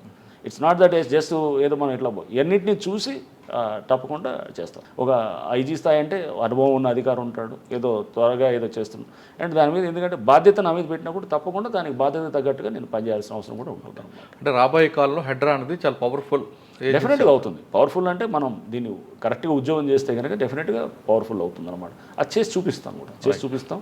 ఈ ఉద్యోగం చేసే క్రమంలో డెఫినెట్గా చాలా ఒత్తిడిలు వస్తాయి, చాలా ఇన్ఫ్లుయెన్సెస్ వస్తాయి. అన్నింటినీ కూడా మనం అధిగమించి టైట్గా పనిచేస్తే కనుక ఇంతకన్నా మనం సొసైటీకి చేయడానికి హైదరాబాద్కి మంచి అవకాశం ఉండదు. ఒక హైదరాబాదీగా ఎస్ అఫ్ కోర్స్ ఒక హైదరాబాదీగా అండ్ అట్లానే ఒక సివిల్ సర్వెంట్గా ఇంత మంచి అవకాశం ఒక ప్రభుత్వం నుంచి అందులో ముఖ్యమంత్రి గారు ప్రత్యేకంగా ఇస్తున్నప్పుడు నేను పూర్తిగా దీన్ని వాడి పబ్లిక్ గుడ్ కోసం చేయడానికి చేస్తాను అన్నమాట. సార్ ఒకసారి మనం వెనక్కి వెళ్దాం. నల్గొండ జిల్లా ఎస్పీ 4 సంవత్సరాలు, అక్కడే డిఐజీ, అక్కడ వెళ్ళిన తర్వాత మీకు మెయిన్ ఛాలెంజ్ ఏమొచ్చింది? నల్గొండ జిల్లా 2018లో నేను అక్కడికి వెళ్ళాను. కానీ అప్పటికే నయీం కనబడ్డాడు. నయీం లేదు, నయీం అప్పటికే చనిపోయాడు. నయీం చనిపోయినాడు, కానీ నయీం గ్యాంగ్స్ ఉండేవి. నయీం గ్యాంగ్స్ ఉండి కొంత వాళ్ళ ట్రేసెస్ ఉండేవి అంత నల్గొండ జిల్లాలో. కొంత నల్గొండ ఏంటంటే నేను వెళ్ళేటప్పటికి కూడా అక్కడ కొంత మర్డర్స్ అయి ఉన్నాయన్నమాట. అంతా మర్డర్లు అయ్యి 2018 మార్చిలో వెళ్ళాను. ఇట్లానే సడన్గా నా ట్రాన్స్ఫర్స్ ఎప్పుడు కూడా ఏంటంటే నా చేతుల్లో ఏమీ లేదు, సడన్గా వచ్చిన ట్రాన్స్ఫర్గానే ఉండింది. టీవీలో స్క్రోలింగ్ చూసుకొని అంటే నాకు సడన్గా ఒక గంటలో అంటే ఆర్డర్ వచ్చింది, ఇక మీరు వెళ్ళి ఇమీడియట్గా జాయిన్ అవ్వాలి, మీరు ఎప్పుడు జాయిన్ అవ్వాలంటే 1-2 గంటలు వెళ్ళిపోవాలన్నట్టు. అంటే జనరల్ అందరితో పాటు నాది వచ్చింది తక్కువ ఉంటుంది అనమాట. సో అంటే అక్కడ అవసరాల రీత్యా నన్ను అప్పుడున్నటువంటి ప్రభుత్వంలో నన్ను అక్కడ మర్డర్ అయింది. బొడ్డుపల్లి శ్రీనివాస్ అని చెప్పేసి ఒక కాంగ్రెస్ లీడర్, అతను టౌన్ కాంగ్రెస్ అధ్యక్షుడు. అతన్ని అక్కడ కొంతమంది రౌడీ షీటర్స్ వాళ్ళు అంతా అక్కడ అప్పుడు టీఆర్ఎస్ సంబంధించిన వాళ్ళు ఇది అక్కడ గొడవ అయ్యి అతన్ని కొట్టి చంపిన తర్వాత అతని డ్రైనేజ్లో పడేసి ఇదంతా జరిగిందనమాట. సో జరిగినప్పుడు కొంత అక్కడ డిస్టర్బెన్స్ అయింది. అప్పుడు ఉన్నటువంటి అక్కడ ఎస్పీని బదిలీ చేసి నన్ను వేశారు. సో రౌడీయిజం అనేది కొంత నల్గొండలో కాస్త ఎక్కువగా ఉంటుందన్నమాట. సో అక్కడ కాస్త అంత భాయ్ అనే కల్చర్ ఒకటి ఉంటుందన్నమాట. అంటే అంతా ఏంటంటే మనం ఊరిని శాసించాలి, టౌన్ అంతా మన కంట్రోల్లో. నల్గొండకి నేను వెళ్ళినప్పుడు మార్చిలో ఈ అన్ని పరిస్థితుల్లో అంటే ఒక బొడ్డుపల్లి శ్రీనివాస్ మర్డర్ అయ్యింది. తర్వాత దాంతోపాటు అతను టౌన్ కాంగ్రెస్ అధ్యక్షుడు. అప్పుడు ఉన్నటువంటి అంటే ఇప్పుడు మన కోమటిరెడ్డి వెంకటరెడ్డి గారి చాలా క్లోజ్ ఫాలోవర్ కూడా అనమాట అతను. సో కోమటిరెడ్డి వెంకటరెడ్డి గారి క్లోజ్ ఫాలోవరు. సో అప్పుడు దీంట్లో జరిగినటువంటిది కాంగ్రెస్ లీడర్ని చంపిన తర్వాత జరిగినటువంటి గొడవలు, ఆ తర్వాత అయిన గడబడులు, దాని పరిణామాల్లో ఎస్పీని షిఫ్ట్ చేశారని చెప్పాను కదా. సో తర్వాత నెక్స్ట్ ఏమైందంటే దానికి ముందు కూడా ఒక చిన్న ఇన్సిడెంట్ కూడా అవుతుంది. ఒక అతను ఎవరో ఏం చేస్తాడంటే ఒక రౌడీ షీటర్, వాడు నోటోరియస్ రౌడీ షీటరు, ఒక మర్డర్ చేసి ఒకడిని మొండె ఒక దగ్గర, తల ఒక దగ్గర, అంటే కాళ్ళు చేతులు ఒక దగ్గర, అంటే ఊర్లోనే అన్ని రకరకాల చోట్ల అట్లా పడేస్తారనమాట. పడేసి అంటే వీడు చేశానని అంటే అది ఎందుకు చేస్తారంటే అంత క్రూరంగా చేసి దాని ద్వారా వచ్చేటటువంటి ఆ పేరు అంటే ఆ భాయ్ అనేది మీకు అదే చెప్తున్నాను. అంటే వాడు అంత క్రూరంగా అంత ఏంటంటే అంత గాస్లీ ఇన్సిడెంట్లో అతను ఇన్వాల్వ్ అయినాడు అనుకోండి, వాడు చూసి భయపడతారు అందరు. ఆ భయాన్ని ఎన్కాష్ చేసుకోవచ్చు. ఎక్కడ ఎన్కాష్ చేస్తారు వీళ్ళందరూ? ల్యాండ్ ఇష్యూస్లో ఎన్కాష్. ఎక్కడ ల్యాండ్ అక్కడికి వచ్చిన పేరు నల్గొండలో కాకుండా ఈవెన్ హైదరాబాద్, ఎల్బీ నగరు, ఈ అన్ని చాలా చోట్ల కూడా వీళ్ళందరూ కూడా ఈ టైప్ ఆఫ్ దాంట్లో వీళ్ళ ల్యాండ్ ఇష్యూస్లోకి వెళ్ళటాలు, సెటిల్మెంట్లు, దందాలు చేయటాలు ఇవన్నీ ఉంటుందన్నమాట వీళ్ళకి. సో వీళ్ళది ఈ టైప్ ఆఫ్ కల్చర్ అక్కడ నల్గొండలో కొంత అంతా కూడా కొంత ఈ అగ్రెసివ్గా ఉండేటటువంటి కల్చర్. సో దీన్ని హ్యాండిల్ చేయడానికి అక్కడ కొంత టైట్గా పోవాల్సి వచ్చింది. డెఫినెట్గా గట్టిగా యాక్ట్ చేసాం. ఎవరు సార్ అబ్బాయి? ఎవరు అబ్బాయి చాలామంది ఉంటారు. అంటే ఒకళ్ళని కాదు, ఒకళ్ళిద్దరు ఆడ మళ్ళీ 2 గ్రూపులు ఉంటాయి, కొట్లాడుకుంటూ ఉంటారు. సో కొట్లాడుకుంటూ వాళ్ళు ఏంటంటే ఆధిపత్యం కోసం టౌన్ నల్గొండ నుంచి ఎల్బీనగర్ వరకు వాళ్ళ ఆధిపత్యం పోరు. అంటే ఆధిపత్యం అంటే వాళ్ళు ఏం చేస్తారు, ఇక్కడ ఆధిపత్యం తీసుకొని హైర్డ్ కిల్లింగ్స్లో ఉంటారు. హైర్డ్ కిల్లింగ్ ఉండి కిరాయి హత్యలు చేస్తారు. చేసి నెక్స్ట్ అంటే కొంచెం ఆ కల్చర్ ఎక్కువ ఉన్నదన్నమాట అక్కడ చేస్తూ అది మరి ఆ కల్చర్ ఫస్ట్ నుంచి కూడా అక్కడ అట్లా నయీం కూడా అట్లానే వచ్చిన ఇది. నయీం ట్రేసెస్ వాళ్ళ ఫాలోవర్స్ కొంతమంది ఉంటారు, వాళ్ళకి సంబంధించిన వాళ్ళు ఉంటారు. సో ఇట్లా ల్యాండ్స్లోకి వెళ్ళి కబ్జాలు చేయటాలు ఇదంతా ఉండేదన్నమాట. అక్కడి నుంచి హైదరాబాద్ మీద కూడా ఇంపాక్ట్ చూపించాం. సో వీళ్ళని కొంచెం టైట్గా హ్యాండిల్ చేయాల్సి వచ్చేది. ఎందుకంటే వీళ్ళని మామూలుగా ఏదో మనం కేసు పెడితే బెయిల్ ఇస్తేనో లేకపోతే ఏది మనం మామూలుగా ఒక అరెస్ట్ చేసి వాడికి ఒక 4-5 రోజులు పెడితే కనుక వాళ్ళు ఉండరు. సో వీళ్ళకి భయం అనేది చూపించాలన్నమాట. సో ఖచ్చితంగా అక్కడ భయం అనేది పోలీస్ భయం ఉండాలి. మంచివాడికి మంచి ఇది ఉండాలి. మంచివాడిని సపోజ్ చిన్న ఒక ఎస్ఐ కానీ, ఒక కానిస్టేబుల్ కానీ, ఒక ఆఫీసర్ కానీ అతను ఒక మాట ఏరా పోరా ఒరే తురే అన్నా కానీ కూడా తప్పకుండా చర్య తీసుకుంటాం అన్నమాట. ఎందుకంటే అతను సామాన్యుడు, మామూలు వాడు. అదే ఒక రౌడీ షీటరో లేకపోతే ఇట్లాంటి వాళ్ళు ఉన్నవాళ్ళు అతన్ని మనం మర్యాదలు చేసో లేకపోతే అతనితో ఉంటే కనుక కాదు. ఈ రెండు చాలా క్లియర్గా ఉండాలి మన డిస్క్రిమినేషన్ అన్నమాట. So rowdy bad element and సామాన్యుడు ఒక నార్మల్ ఎలిమెంట్, వీళ్ళిద్దరిని మనం హ్యాండిల్ చేసే విధానం చాలా స్పష్టంగా ఉండాలన్నమాట. సో ఆ పవర్ ఆఫ్ డిస్క్రిమినేషన్ అనేది చాలా ఇంపార్టెంట్ అనమాట. హౌ టు డిస్టింగ్విష్ బిట్వీన్ వీళ్ళిద్దరిలో అనేది. సో అది చేయాల్సిన అక్కడ ప్రయత్నం అయితే చేశాను. గట్టిగా రౌడీజం మీద అయితే చాలా టైట్గా పోయేవాళ్ళం. అక్కడ కౌన్సిలింగ్ పెట్టేవాళ్ళం, పెట్టి వాళ్ళందరినీ కూడా ఒక భయం అంటే ఏంటనేది తెలిసేదానికి కూడా మేము చేసాం అక్కడ. అంటే భయం అంటే మీరు కౌన్సిలింగ్ ద్వారా చేశారా లేదా ఇంక వేరే? కౌన్సిలింగ్ ద్వారానే ఉండేది. కౌన్సిలింగ్ అంటే మీరు అనుకునే కౌన్సిలింగ్ ఏమో కానీ అది బహుశా అది కౌన్సిలింగ్ అంటే కౌన్సిలింగే ఉంటుంది. అంటే పోలీస్ కౌన్సిలింగ్ 2 రకాలు ఉంటాయి. ఒకటి కూర్చొని వన్ టు వన్ మాట్లాడడం వేరు, ఇంకోటి గ్రూప్ ఆఫ్. మీరు ఏ రకంగా అర్థం చేసుకున్నా పర్వాలేదు కానీ బట్ కౌన్సిలింగ్ అయితే చేసాం. డార్మేట్ కౌన్సిలింగ్ అంటే ఇది డిటీసీ అనేవాళ్ళం. సో డిస్ట్రిక్ట్ ట్రైనింగ్ సెంటర్ అని ఉండేది. DTC ఆ డిటీసీ కౌన్సిలింగ్ అంటే రేపు భయపడాలన్నమాట. ఆ విధంగా కౌన్సిలింగ్ ఉండేది. సో కౌన్సిలింగ్ చేసి చేస్తుండేవాళ్ళం. సో డెఫినెట్గా ఏంటంటే ఇది రౌడీ షీటర్స్ వరకే, రౌడీ షీటర్స్, బ్యాడ్ ఎలిమెంట్స్ అట్లాంటి వాళ్ళకి రేపు ఎందుకంటే వాళ్ళు చట్టాన్ని చాలా సింపుల్గా తీసుకుంటారు. తీసుకొని అక్కడ అరాచకాలు ఉంటాయి అన్నమాట. అరాచకాలు ఉంటాయి, భయంతో నడిపిస్తారు అన్నమాట. అంతా దాంట్లో గాంజా అడిక్ట్స్ ఉంటారు, డ్రగ్స్ తీసుకునే వాళ్ళు ఉంటారు, ఇట్లా రకరకాల వాళ్ళకి పోలీసు భయం చూపించారు. తప్పకుండా ఉండాలి. నేను అనేది ఏంటంటే పోలీస్ అనేది భయం ఉండాలి, మర్యాద, గౌరవం ఉండాలి. ఎవరికి ఏ రకమైన మందు వేయాలో ఆ మందు వేయాలన్నమాట. అంతేగాని అందరికీ మనం జస్ట్ తీసుకొచ్చి వాడు రోడ్డు మీద వెళ్ళి ఎవడో కొడతాడు, కొట్టి వాడు ఏదో చేస్తే కనుక వాడికి ఒక బెయిలబుల్ కేసు పెడితే వాడికి నోటీస్ ఇస్తే ఊరుకుంటాడా? దానికి తగ్గట్టు మనం చేయాలన్నమాట. అది చర్యలు ఎలా ఉండాలనేది మీకు అర్థమై ఉంటుంది అనుకుంటాను. సో అది అలానే ఉండాలన్నమాట. కానీ మీరు పనిచేసిన టైంలోని సాయిపురం ప్రణీత్ హత్య కేసు, మరి మీరు ఆల్రెడీ కౌన్సిలింగ్ ఇచ్చిన తర్వాత కూడా ఈ బాయ్ అందరూ ఎందుకు వచ్చారండి? రైట్ అండి, అది అమృత ప్రణయ్ కేసు అండి. ఇట్స్ ఏ సెన్సేషనల్ కేసు అది. సో మనకి 2018 సెప్టెంబర్లో అయినటువంటి ఇన్సిడెంట్ అది. సో దీని మీద కూడా పలు సందర్భాల్లో మాట్లాడాము. సో ఇది నేను వెళ్ళినప్పుడు యాక్చువల్గా అక్కడ నేను ట్రాన్స్ఫర్ అయ్యి పోస్టింగ్ వెళ్ళినప్పుడు నేను ఐజీ గారిని కలిసాను. అప్పుడు ఐజీ స్టీఫెన్ రవీంద్ర గారు ఉండేవారు. అండ్ పాత ఎస్పీ కూడా నా ముందు శ్రీనివాస్ ఉండేవారు. శ్రీనివాస్ అని ఆయన కూడా నాకు చెప్పారు, ఐజీ గారు కూడా చెప్పారు నాకు ఏంటంటే కొంచెం అక్కడ ఏదో ఇష్యూ ఒకటి, అమ్మాయి వైశ్యాస్ అమ్మాయి, అబ్బాయి ఏమో అతను వచ్చేసి ఎస్సీ పిల్లగాడు, సో కొంత ఇష్యూ ఏదో తయారవుతున్నది, కొంచెం జాగ్రత్త అని చెప్పేసి మీరు ఒకసారి ఏంటంటే నేను న్యాచురల్గా చేరిన తర్వాత మారుతిరావు అని వాళ్ళ అమృత అనే వాళ్ళ ఫాదర్ని పిలిచాను. మారుతిరావు అక్కడ కాస్త అఫిలియేట్, బాగా డబ్బున్న వ్యక్తి. సో అతన్ని పిలిచి కూడా నేను మాట్లాడాను. నన్ను మాట్లాడినప్పుడు అక్కడ local DSP, local inspector, Miryalaguda DSP, Miryalaguda inspector, వీళ్ళందరూ కూడా ఉన్నారు. అందరినీ పెట్టి నేను మాట్లాడి ఇతను మారుతిరావు మిర్యాలగూడ అతను. సో చెప్పినప్పుడు అతను నార్మల్గా ఏమన్నాడు, ఈ అబ్బాయి అప్పటికే మ్యారేజ్ అయ్యింది, వాళ్ళది మ్యారేజ్ అయింది జనవరిలో అనుకుంటా, వాళ్ళు ఆర్య సమాజ్లో మ్యారేజ్ ఏదో చేసుకుంటారు. చేసుకున్న తర్వాత సార్ నాకు వాళ్ళిద్దరు ఏదో సరే, నేను అమ్మాయి నా ఒక బిడ్డే, నేను ఆ మ్యారేజ్ నాకు ఇష్టం లేదు, ఇప్పుడు చేసుకున్నారు కాబట్టి ఇక నేను చేయగలిగేది కూడా ఏమీ లేదు, వాళ్ళ దారి వాళ్ళది, నా దారి నాదే అనేటట్టు చెప్తూ బాధపడుతూ అతను కొంచెం కన్నీళ్ళు పెట్టుకోవడం చేస్తాం. సో మనం ఒక తండ్రి జనరల్గా జరిగేది ఇదే అన్ని కేసుల్లో. వాళ్ళు ఏంటంటే అయిపోయింది కదా, ఇంకేముందిలే, వీళ్ళు ఎవరి దారి వాళ్ళది అనుకుంటారు. సో మేము సరే జాగ్రత్త మారుతిలో, మీరు తప్పుడు వైపు ఎలాగో ఆలోచన చేయకుండా చూడండి అని చెప్పినాము.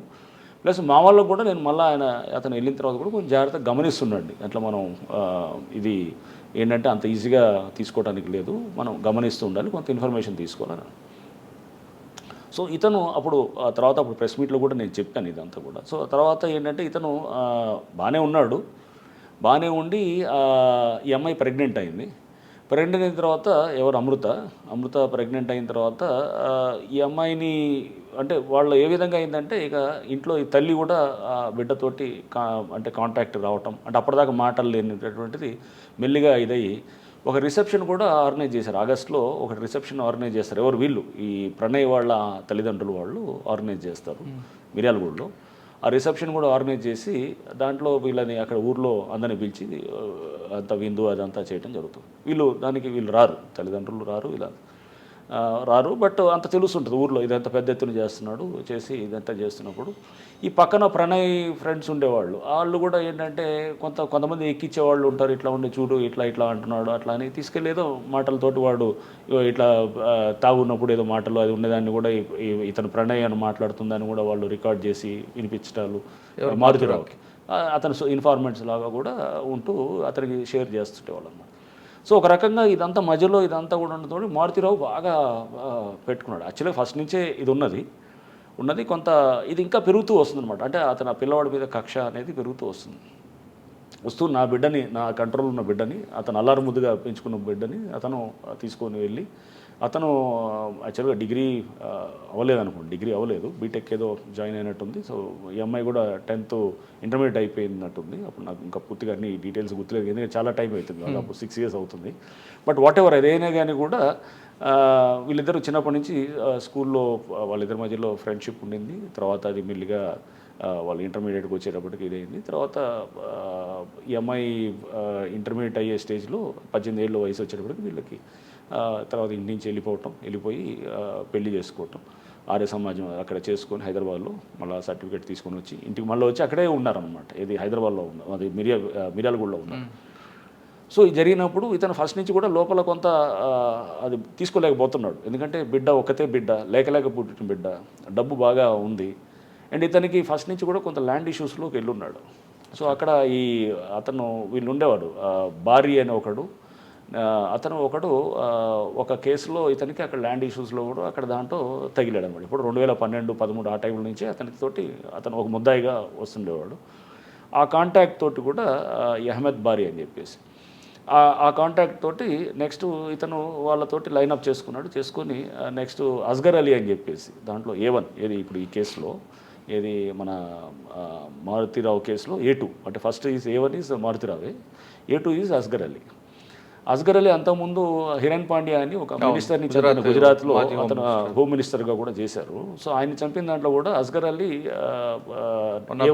A1 బారీ మొహమ్మద్ బారీ అనుకోండి. మొహమ్మద్ బారీ వాజ్ A11 దాంట్లో.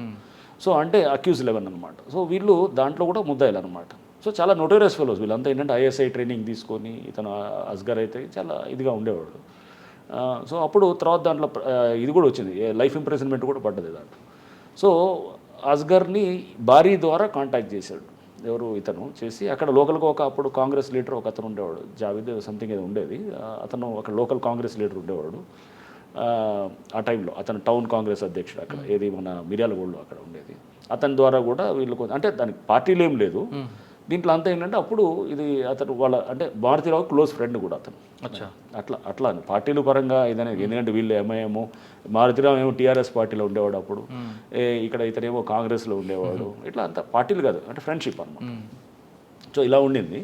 వీళ్ళందరూ దాంట్లో ఇచ్చేస్తూ ఈ మారుతిరావుకి సరే మారుతిరావు లైనప్ చేసుకున్నాడు. అంటే ఇతన్ని ఎలిమినేట్ చేయాలనుకునేది క్లియర్గా లైనప్ చేసుకున్నాడు. September 14th అనుకుంటా అప్పుడు మర్డర్ చేయడం జరిగింది. చేసిన తర్వాత రోడ్డు మీద నరికి అతను వాడు బీహార్ నుంచి వచ్చిన వాడు ఎవడైతే ఉన్నాడో వాడు A2 వాడు, A3 is Asghar Ali. So అతను నరకటం జరిగింది అనమాట, నరికి చంపాడు. సో మన స్క్రీన్ మీద కనపడేటప్పుడు A2 ఇతను ఒక్కటే ఉంటాడనమాట, ఇంకెవడు ఉండడు మనకి.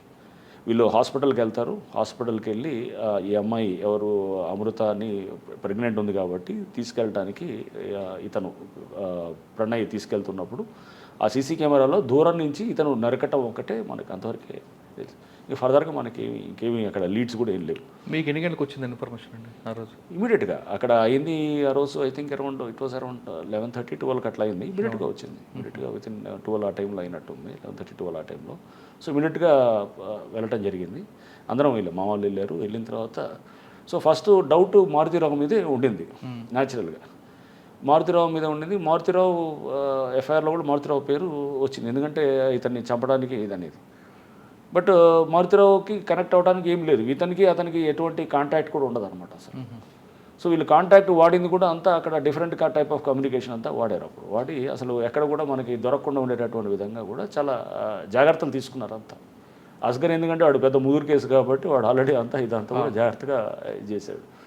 సో మనకి వెంటనే కొంత మాకున్నటువంటి నెట్వర్క్లో ఈ అన్నింటినీ మనం ముందు తీసుకుంటూ ఒకళ్ళని మనం ఐడెంటిఫై చేయటం మొదలెట్టి తర్వాత టీమ్స్ అన్నీ కూడా కొంత అన్ని స్టేట్స్లో అన్ని రకాలుగా, అంటే మహారాష్ట్రకి కొంత ఇటువైపు కూడా మనము మన ఇతన్ని తీసుకురావడానికి బీహార్కి, నెక్స్ట్ ఇంకా కొంత మనకి అంటే అన్ని స్టేట్స్ కూడా డిస్పాచ్. బీహార్ అని మీకు ఎలాగ అయిపోయిందండి? క్లూ ఎక్కడ వచ్చింది? సో క్లూ అనేది ఎక్కడంటే మనకి ఈ చేసే క్రమంలో యాక్చువల్గా ఒకటి మనం పికప్ చేసినప్పుడు ఎవరు చేశారు ఏంటనేది మనకి వర్కౌట్ తెలిసిపోయింది అనమాట. పలానా వాడని చెప్పి అర్థమైంది అనమాట. అర్థమైనప్పుడు వాడి ఫోటోలు అది తీసుకున్నాం. ఎక్కడో చిన్న దాంట్లో మనకి ఐ థింక్ వాడి ఫోటో ఒక దగ్గర వచ్చింది మనకి. ఫోటో వచ్చినప్పుడు ఆ ఫోటోని పట్టుకొని మా టీం అక్కడ చాలా బాగా చేశారు. అక్కడ ఉన్నటువంటి టీం అప్పుడు ఆఫీసర్స్ అంతా కూడా అప్పుడు ఇతను ఉండేవాడు, మన హాలియా ఇన్స్పెక్టర్ కూడా ఉండేవాడు. హాలియా ఇన్స్పెక్టరు ఇప్పుడు కొండమల్లిపల్లిలో ఉంటున్నాడు అనమాట ఇన్స్పెక్టర్ అతను. ఇంకా వాళ్ళ టీము డిఎస్పి అప్పుడు శ్రీనివాస్ ఉండేవాడు, అతను, ఇంకా అందరూ, అంటే ఒకళ్ళని కాదు అందరూ కూడా దాంట్లో యాక్టివ్గా చేశారు. ఐటీ టెక్నికల్ టీం కూడా బాగా చేశారు. సో అందరినీ రకరకాలుగా మనం పికప్ చేశాము. పికప్ చేసి అంటే మీకు అన్నీ నేను మీకు చెప్పకూడదు, అందులో నేను కొన్ని కావాలని రివీల్ చేయకూడదు, ఎందుకంటే రేపు క్రిమినల్స్ అందరూ కూడా తెలుసుకొని. So but we had some అంటే వర్కబుల్ లీడ్స్ కోసం చూస్తాం ఎప్పుడైనా కానీ. అక్కడే కదా ఇప్పుడు అవతల వాడు ముదురైనప్పుడు పోలీసు కూడా అంతే లెవెల్లో యాక్ట్ చేసేటట్టు ఉండాలి. సో చేసేటప్పుడు ఆ లీడ్స్ని చాలా స్మార్ట్గా వర్కౌట్ చేసే టీము ఉండింది లక్కీగా నల్గొండలో అప్పుడు. So we could crack that case క్విక్గా 4 daysలో. మనం September 14th అయింది మర్డరు. వితిన్ 3-4 daysలో అందరూ కూడా మేము బై 18th కల్లా అందరిని అరెస్ట్ చేసాం అనమాట. 18th కల్లా చేసి ముందే మీకు ఇన్ఫర్మేషన్ ఉంది కదా ప్రణయ్కి ఏమాత్రం సెక్యూరిటీ ఇచ్చుంటే ప్రాబ్లం ఉండేది కాదనేది. అది కూడా జరిగింది. యాక్చువల్గా ఈ అమ్మాయిని అబ్బాయిని కూడా పిలిచి డిఎస్పీ మాట్లాడితే కూడా వాళ్ళు లేదు సార్ ఇప్పుడు మేము బాగున్నాము, మీరెందుకు అనవసరంగా మా అమ్మాయి మాతో మాట్లాడుతుంది, మీరు వచ్చి అనవసరంగా కాంప్లికేట్ చేస్తారన్న టైప్లో మాట. అమ్మాయి వాళ్ళు అంటే వాళ్ళు ప్యాచప్ జనరల్గా ఇవన్నీ ఉంటాయి, డివైడ్ అవుతారు వాళ్ళు, మళ్ళీ కలిసిపోవటం ఇదంతా ఉంటుంది. సో వాళ్ళ నుంచే అవసరం లేదు, మీరు మాకేమి బాగుంది, మాకేమి కంఫర్ట్గా ఉంది, వాళ్ళ తల్లి కూడా మెల్లిగా మాటల్లో అది ఉన్నది కాబట్టి వీళ్ళు మాకేమి కంప్లైంట్ ఇప్పుడే ప్రాబ్లం లేదన్నట్టే చెప్పాను. అప్పటికే పెళ్ళి అయ్యి దాదాపు 7-8 నెలలు అయిపోయింది కదా.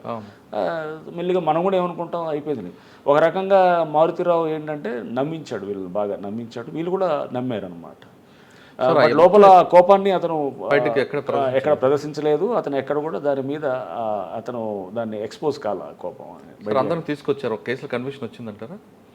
ఆ తర్వాత ఏమైందో అంటే దాన్ని ఫాస్ట్ ట్రాక్ కోర్టులో కూడా పెట్టాము. ఐ థింక్ మరి కేసు నేను ఏమైందో నాకు తెలియదు. అంటే నేను వచ్చిన తర్వాత నేను అమ్మాయిని మధ్యలో నాకు ఒకసారి అమృత మాట్లాడాను, అవుతుంది సార్ అప్పుడు జరుగుతుంది, వాళ్ళ ఫాదర్ కూడా ప్రణయ్ వాళ్ళ ఫాదర్ కూడా మాట్లాడారు, అవుతుంది సార్ ఎవిడెన్స్ అవుతుంది. నేను మళ్ళీ తర్వాత ట్రాక్ సార్ మొత్తం ఎపిసోడ్ చూసారు కదా, ఎపిసోడ్లో ప్రతీకార వచ్చేది క్లియర్గా.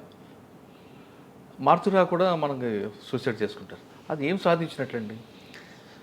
చాలా చాలా పెక్యులర్ అండ్ ఇంట్రెస్టింగ్ కేసు కూడా. అంటే దీంట్లో మనం సామాజిక అండ్ సైకాలజీ దీన్ని అర్థం చేసుకుంటే కూడా దీంట్లో చాలా ఉన్నాయి. చిన్నప్పటి నుంచే కనుక వాళ్ళు ఇన్ఫాచ్యుయేషన్స్ ఉంటాయి, వాళ్ళ ప్రేమ ఇవన్నీ ఉంటుంది. ఎస్పెషలీ ఆ అడాలసెన్స్లో ఉన్నప్పుడు 14-15 అంటే జస్ట్ ఆ ఏజ్లో ఉన్నప్పుడు దాంట్లో చూడంగానే మనిషిని చూడంగానే కాస్త కనపడంగానే ఆ పిల్లవాడు కానీ అమ్మాయి కానీ అందంగా కనపడంగానే ఆ ప్రేమలు అనేది వస్తాయి అన్నట్టు, డెవలప్ అవుతాయి. అది డెవలప్ అయినప్పుడు సో అది యాక్చువల్గా అది ప్రేమ నేను ఇట్స్ షియర్ ఇన్ఫాచ్యుయేషన్. సో అది ఆ ఆస్పెక్ట్ ఒకటి, రైట్. సో దీంట్లో అమ్మాయి అబ్బాయి వాళ్ళిద్దరూ ప్రేమించుకున్నారు, ఫైన్, బాగానే ఉంది. మనం తర్వాత మారుతిరావు ఏమో అతను వైశ్య అండ్ వీళ్ళేమో ఈ పిల్లవాడు ఇతను ఎస్సీ మాలా కమ్యూనిటీ అనుకుంటా. సో ఇతను ఎస్సీ అనమాట. సో న్యాచురల్గా కమ్యూనిటీ అనేది కూడా ఒక యాంగిల్ దాన్ని తీసుకొచ్చిన తర్వాత డబ్బు పరంగా కూడా ఇతను బాగా డబ్బు ఉన్నవాడే. వీళ్ళ ఫాదర్ కూడా ఎల్ఐసిలో హీ వాజ్ ఒక ఎంప్లాయీ, హీ వాజ్ ఆల్సో పర్వాలేదు, reasonably he was good. But అంటే ఈయన బాగా డబ్బు ఉన్నది. సో కులం అనేది మెయిన్ ఒక ఆస్పెక్ట్ చూశాడు. ప్లస్ ఈ పిల్లోడు ఏమున్నది ఇతనికి బ్యాక్గ్రౌండ్. ఇప్పుడు ఒక తండ్రిగా ఆలోచన చేసినప్పుడు న్యాచురల్గా ఏం చేస్తాడు, నా బిడ్డని నేను మంచిగా చేయాలనేది చూస్తాడు ఆవిడ. నా బిడ్డని నేను మంచి కుటుంబంలో ఇవ్వాలి, మంచి భవిష్యత్తు ఇవ్వాలనుకునే తండ్రి తప్పకుండా ప్రతి తండ్రి అయినా మీరైనా అంతే చేస్తారు, నేనైనా అంతే చేస్తాను. సో ఒక మంచి ఫ్యామిలీలో ఇవ్వాలి బాగా. నేను మారుతిరావు అని అడిగాను కూడా ఇంట్రాగేషన్ అప్పుడు. మారుతిరావు ఇదే సపోజ్ ఒక పిల్లవాడు ఎస్సీ పిల్లవాడు ఉంటాడు, అతను ఐఏఎస్ అధికారం లేకపోతే ఎవరు ఉంటారు, నువ్వు అప్పుడు ఇస్తావా పిల్లని ఇస్తావా అన్నాను. తప్పకుండా ఇస్తాను సార్ అన్నాడు.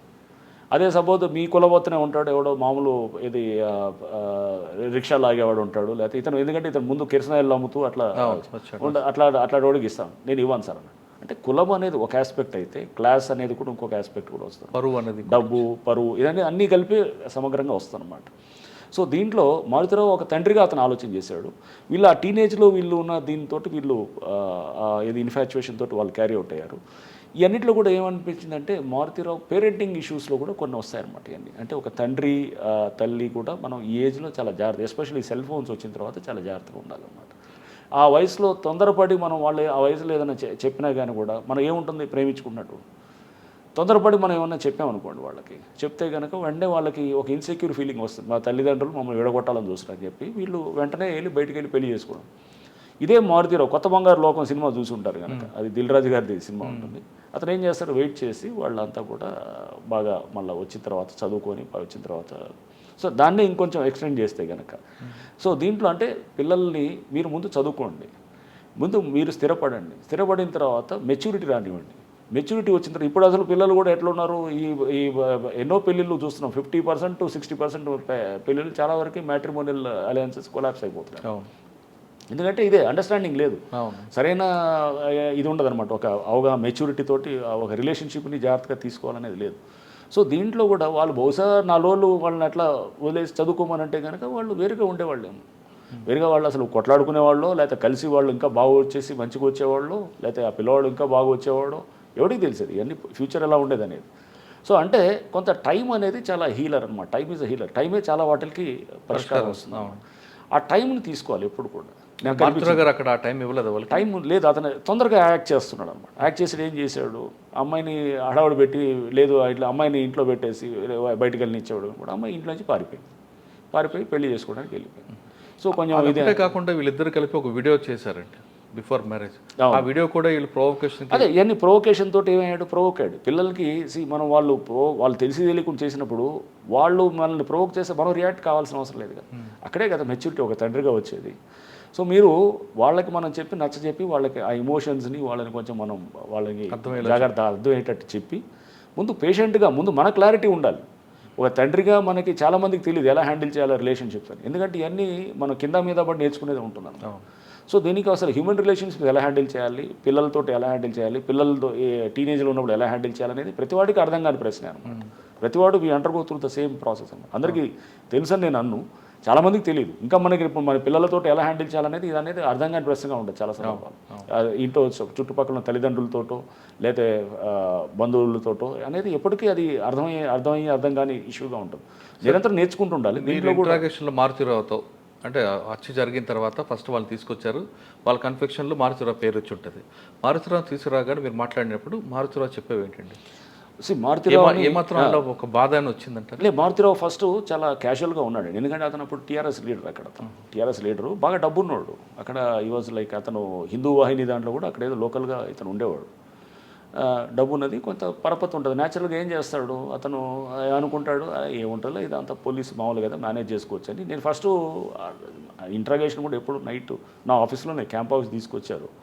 రాత్రి అరౌండ్ 3 అయింది. రాత్రి 3కి కూర్చొని మంచిగా అతన్ని ఎదురుగా కూర్చోబెట్టి, ఇప్పుడు మీరు నేను ఎలా ఉన్నాం అట్లనే కూర్చొని టీ కూడా తీపిచ్చి కూర్చోబెట్టి మంచిగా మాట్లాడుతున్నాం. ఇంట్రాగేషన్ అంటే తీసుకొచ్చి కొట్టేది కాదు. అతను ఒక తండ్రిగా అతను ఇది ఉన్నప్పుడు నేను అర్థం చేసుకోవాలి అతని పెయిన్ని కూడా. But murder is murder. తప్పకుండా నువ్వు ఒక వ్యక్తిని చంపడం అనేది చిన్న విషయం కాదు కదా.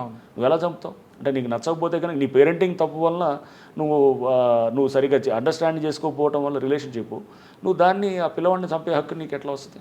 తప్పు కదా అది. సో అది ముందు మాట్లాడుతున్నప్పుడు ఇతను చాలా కేర్లెస్గా క్యాజువల్గా మాట్లాడుతున్నాడు. తర్వాత కొంచెం అంటే అతనికి ఏదో అది ఇది మేనేజ్ చేసుకోవచ్చు అనే టైప్లో ఉంటే కొంచెం కఠినంగా మాట్లాడటం మొదలెట్టాం. అంటే గొట్టం ఏం చేయలేదు, అట్లా లేదు కానీ బట్ అతన్ని న్యాచురల్గా కొంత అతనికి ఇచ్చే గౌరవాన్ని తగ్గించి మాట్లాడటం అది చెప్పినప్పుడు దెన్ ఈ started coming to this thing. ఒక అరగంట దీని తర్వాత దెన్ ఏడవటం మొదలెట్టి దెన్ కొంత అతనిలో వచ్చింది. వన్స్ ఆ బ్రేక్ డౌన్ వచ్చినప్పుడు మనం emotional break down we think that అతనిలో హీల్ కమ్ అవుట్ అనమాట, న్యాచురల్ బయటకు వస్తాం. హీ స్టార్టెడ్ ఒక కాన్వర్జేషన్ పెట్టి డీప్గా మాట్లాడుతున్నప్పుడు మొత్తం అంతా బయటికి కొన్ని విషయాలు చెప్పడం మొదలెట్టాడు. చెప్తూ అతనితో మనం we had a total long conversation అనమాట. చేసిన నేను ఆ ఇంట్రాగేషన్ టీం అంతా కూడా కూర్చొని ఈరోజు బ్యూటిఫుల్ మాకు కూడా ఒక లెర్నింగ్ ఎక్స్పీరియన్స్. ఒక కేసు వచ్చినప్పుడు దాంట్లో కూడా మేము కూడా చాలా నేర్చుకుంటాం. సో పరివర్తన వచ్చిందంటారు? పరివర్తన వస్తుంది తప్పకుండా.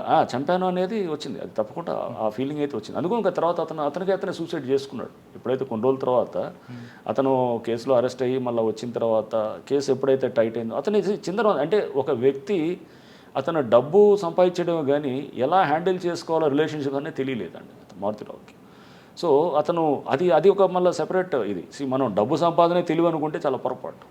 సో తెలివి అనేది రకరకాలుగా ఉంటుంది. తెలివి డబ్బు అనేది మనం అదే ఒక దాన్ని ఒక మనం బెంచ్ మార్క్గా పెట్టుకొని ఇదే తెలివి అనుకుంటే అంతకన్నా ఇక తెలివి తక్కువ పని ఇంకోటి ఉండదు. తెలివికి చాలా రకాలు ఉంటాయి. నువ్వు how you handle your relationships, నువ్వు ఎవరెవరితో ఎలా ఉంటావు, లేకపోతే నువ్వు ఇది కూడా ఒకటి ఆస్పెక్ట్స్. అఫ్కోర్స్ నువ్వు సొసైటీలో ఎలా సర్వే అవుతున్నావు, అన్నిటినీ కూడా కలిపి సమిష్టిగా అదే నీ maturity level. So Maruthi Rao clearly దీంట్లో మిస్ అవుతున్నాడు అనమాట. ఈ రిలేషన్షిప్స్ దగ్గర క్లియర్గా అతను చాలా అర్థం కాకుండా ఉన్నాడు. చాలామంది నేను తెలుసుకుంటుంటాను, బహుశా పిల్లలతో హ్యాండిల్ చేయాలంటే కనుక వాళ్ళతో ముందు స్పెండ్ చేయాలి టైం. ఏదో మనకి చాలామంది తెలియాలి, స్పెండ్ చేయాలంటే కనుక ఊరిన టైం స్పెండ్ చేస్తే కూడా కాదు. టైం స్పెండ్ చేసి ఏదో మాట్లాడతాం కాదు, మనం కూడా వాళ్ళ మైండ్ని అర్థం చేసుకోవాలి. చైల్డ్ సైకాలజీని లేకపోతే ఒక అడాలసెంట్ సైకాలజీని అర్థం చేసుకోవడానికి మనం కూడా 10 మంది తల్లిదండ్రులతో మాట్లాడుతుండాలి. బుక్స్ ఏమైనా ఉంటే కనుక బుక్స్ ద్వారా తెలుస్తుండాలి. ఇప్పుడు మంచి ఛానల్స్ వచ్చాయి, దాంట్లో కూడా చూస్తుంటే కనుక ఇది ప్రతిదీ ఒక పాఠమే, నేర్చుకునేది అనమాట. సో నెక్స్ట్ నువ్వు తెలియని దాన్ని స్టేట్కి వెళ్తున్నప్పుడు కానీ తెలుసుకోవాలి. సో మారుతీరావు క్లియర్గా అయితే మటుకు అతని తప్పకుండా పశ్చాత్తాపం అయితే అతనిలో ఉండింది. బట్ అది అంటే ఒక బాధ అనేది కనబడ్డది అనమాట. నా బిడ్డని తీసుకెళ్ళినవాడు చంపిన దానికి ఫస్ట్లో అయితే నేను చేసింది రైట్ అనే స్టేజ్లో మాట్లాడాను అనమాట. ఆ పశ్చాత్తాపం అనేది మా దగ్గర ఫీల్ అవ్వలేదు కానీ, బట్ తర్వాత గ్యాచురల్గా అతను సూసైడ్ చేసుకోవటం ఇదంతా అనేది చేసినప్పుడు నాకు కూడా బాధ అనిపించింది. నేను ఎంత పోలీస్ అధికారి అయినా కానీ ఒక తండ్రిగానే ఉంటాం కాబట్టి, సో మేము కూడా ఐ ఫెల్ట్ బ్యాడ్, అరే అనవసరంగా అతను సూసైడ్ చేసుకున్నాడే అనేటటువంటిది. అంటే బిడ్డ మీద అమితమైన ప్రేమ, బిడ్డకు కూడా అమితమైన ప్రేమే తండ్రి అంటే. బట్ ఏంటంటే అక్కడ వయసు ఈజ్ ద ప్రాబ్లం. సో అది ఏజ్ ఈజ్ ఎ ప్రాబ్లం. ఇతనికి తెలియకపోవటం, మెచ్యూరిటీ లెవెల్స్ లేకపోవటం ఒక ప్రాబ్లం. ఆ సిచ్యువేషన్ ఎలా అర్థం చేసుకోవాలో తెలియకపోవటం అనేది అదొక సమస్య. ఒక సిచ్యువేషన్ ప్రాబ్లం వచ్చిన తర్వాత దాని నుంచి ఎలా బయటపడాలో తెలియకపోవటం అనేది ఒక సమస్య. ఇవన్నీ కూడా అనమాట. సో ఇవన్నీ కూడా నేను దీంట్లో అర్థం చేసుకున్న కేసు అనమాట ఇది. సో మనల్ని ఇంకా ఇండివిజువల్గా ఒక మంచి ఒక మనిషిగా మనల్ని ఆవిష్కరించుకోవడానికి, ఇంకా బెటర్గా తెలుసుకోవడానికి సమాజాన్ని, వ్యక్తిత్వాల్ని ఈ కేసు చాలా ఉపయోగపడ్డది. మీ సర్వీస్లో ఆయేషా మీరా కేసు ఒకటి, మన ప్రణయ్ కేసు ఒకటి మీకు. ప్రణయ్ కేసు తర్వాత వాషింగ్టన్ పోస్ట్లో కూడా ఇది పబ్లిష్ అయింది. వాషింగ్టన్ పోస్ట్ నుంచి కూడా నాకు అక్కడి నుంచి ఒక విలేకరి అమెరికా నుంచి నాకు నా ఇంటర్వ్యూ తీసుకున్నారు. So it was published in Washington post ఈ కేసు గురించి కూడా. అంటే మీ సర్వీస్లో 2 కేసులు మీకు కేస్ స్టడీస్ అయితే? అంటే చాలా కేసెస్ ఉంటాయి మురళి, అలానే లేదు. Ayesha case was one such case. It's a good case, అది కూడా డెఫినెట్ గా అదొకటి. బట్ అది తర్వాత అది అనవసరంగా అది కాంట్రవర్సీ అయ్యి అదంతా ఉంది. ఇది దీంట్లో ఇదొక యాంగిల్లో ఉంటుంది. సో ప్రతి కేసులో మనం వీ లెర్న్ సంథింగ్ అనమాట. లైక్ ఫర్ ఇన్స్టెన్స్ అంటే తర్వాత చెప్తాను, వరంగల్లో కూడా ఇట్లాంటి కేసు ఒకటి. నల్గొండలోకి బాగా గుర్తుండిపోయిన కేసు అంటే నల్గొండలో ఈ కేసుతో పాటు గాంజాయి దాని మీద కూడా మేము బాగా టైట్ చేయడం జరిగిందనమాట. గాంజాయి దాంట్లో కూడా అప్పుడు ముఖ్యమంత్రి గారు కేసీఆర్ గారు ఉండేవారు, చాలా మీటింగ్స్ పెట్టారు. ఈ కోవిడ్ టైంలో గాంజా పెద్ద ఎత్తున కూడా మొదలైందనమాట. సో అప్పుడు ప్రభుత్వం కూడా ఏం చేశారంటే బాగా టైట్ చేయాలి గాంజాయి మీద అని చెప్పేసి క్లియర్ ఇన్స్ట్రక్షన్స్ ఇవ్వడంతో మేము చెకింగ్స్ అవన్నీ పెడుతూ కూడా మొత్తం పెద్ద ఎత్తున పట్టుకుంటూ తర్వాత దీనికి అన్ని సోర్స్ ఏఓబీలో ఉండేది. అంత ఏఓబీలో ఉండేది. నేను ఏఓబీలో ఆ ఏరియాలో గ్రే హౌన్స్లో పనిచేశాను ఎస్పీగా. అవును, అది 2009 నుంచి 12 దాకా అక్కడ గ్రే హౌన్స్లో ఎస్పీగా చేశాను. సో నాకు పూర్తి అవగాహన ఉంది ఏఓబీ ఎట్లా ఉంటుంది, ఎక్కడ లోపల ఎక్కడెక్కడ ఏ విలేజ్లో ఎట్లా ఉంటుంది అనేది పూర్తి అవగాహన ఉంది. సో అందుకోసం దీంతో మా టీమ్స్ ఉన్నారు అంతా ఇక్కడ. యాక్చువల్గా నల్గొండలో టీమ్స్ని అన్నింటిని ఒక 15 టీమ్స్ని తయారు చేసి విజయదశమి రోజు వీళ్ళందరినీ కూడా ఈ గంజాయి దీని మీద ఏఓబీలో లిస్ట్ అవుట్ చేసాం. అంటే కాల్ డేటాతోటి ఇక్కడ పట్టుకోగానే ఎక్కడ నల్గొండలో ఎక్కడో రోడ్డు మీద మెయిన్ ఎక్కడ ఏదో చిట్యాల దగ్గర లేకపోతే ఎక్కడో చెకింగ్లో అక్కడ దొరుకుతాడు అనుకుందాం, నకరికల దగ్గర ఎక్కడ దొరికితే అవన్నీ మనం డీటెయిల్స్ అన్ని తీసుకొని వాడి కనెక్షన్స్ తీసుకొని ఎవడు మెయిన్ ఫెలో అక్కడ ఎవరు, వీళ్ళకి ఏఓబీలో వీళ్ళు ఎవరు, అక్కడ పండించేవాళ్ళు ఎవరు, మధ్యలో డీలర్ ఎవరు, ఇవన్నీ అనేది తీసుకొని ఆ లిస్టు బట్టి వాళ్ళని పట్టుకురావడానికి టీమ్స్ పంపించినప్పుడు అక్కడ లోకల్ పోలీస్ సపోర్ట్ కూడా తీసుకున్నాం అనమాట.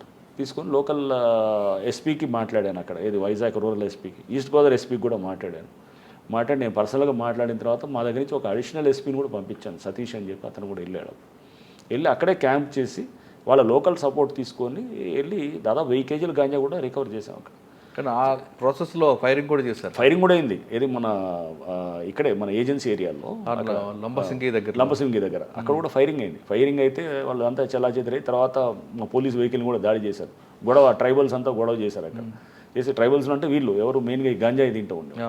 చేసిన వాళ్ళు చేసి పోలీసు మీద లోకల్ పోలీసు చెప్పకుండా వచ్చారనేది లోకల్ పోలీసు ఉన్నారు మాతో అక్కడ. యాక్చువల్గా ఆ రోజు వాళ్ళు కూడా సపోర్ట్ లేకుండా వచ్చారు. వచ్చిన తర్వాత మాకు చెప్పడం బట్టి ఈ రప్చర్ ముందు అంతా ఉన్నారు, వాళ్ళు కూడా మాతోటి వాళ్ళకి వెళ్తున్నారనేది అక్కడ సిఐకి తెలుసు, వాళ్ళు లోపలికి వెళ్తున్నారనేది తెలుసు.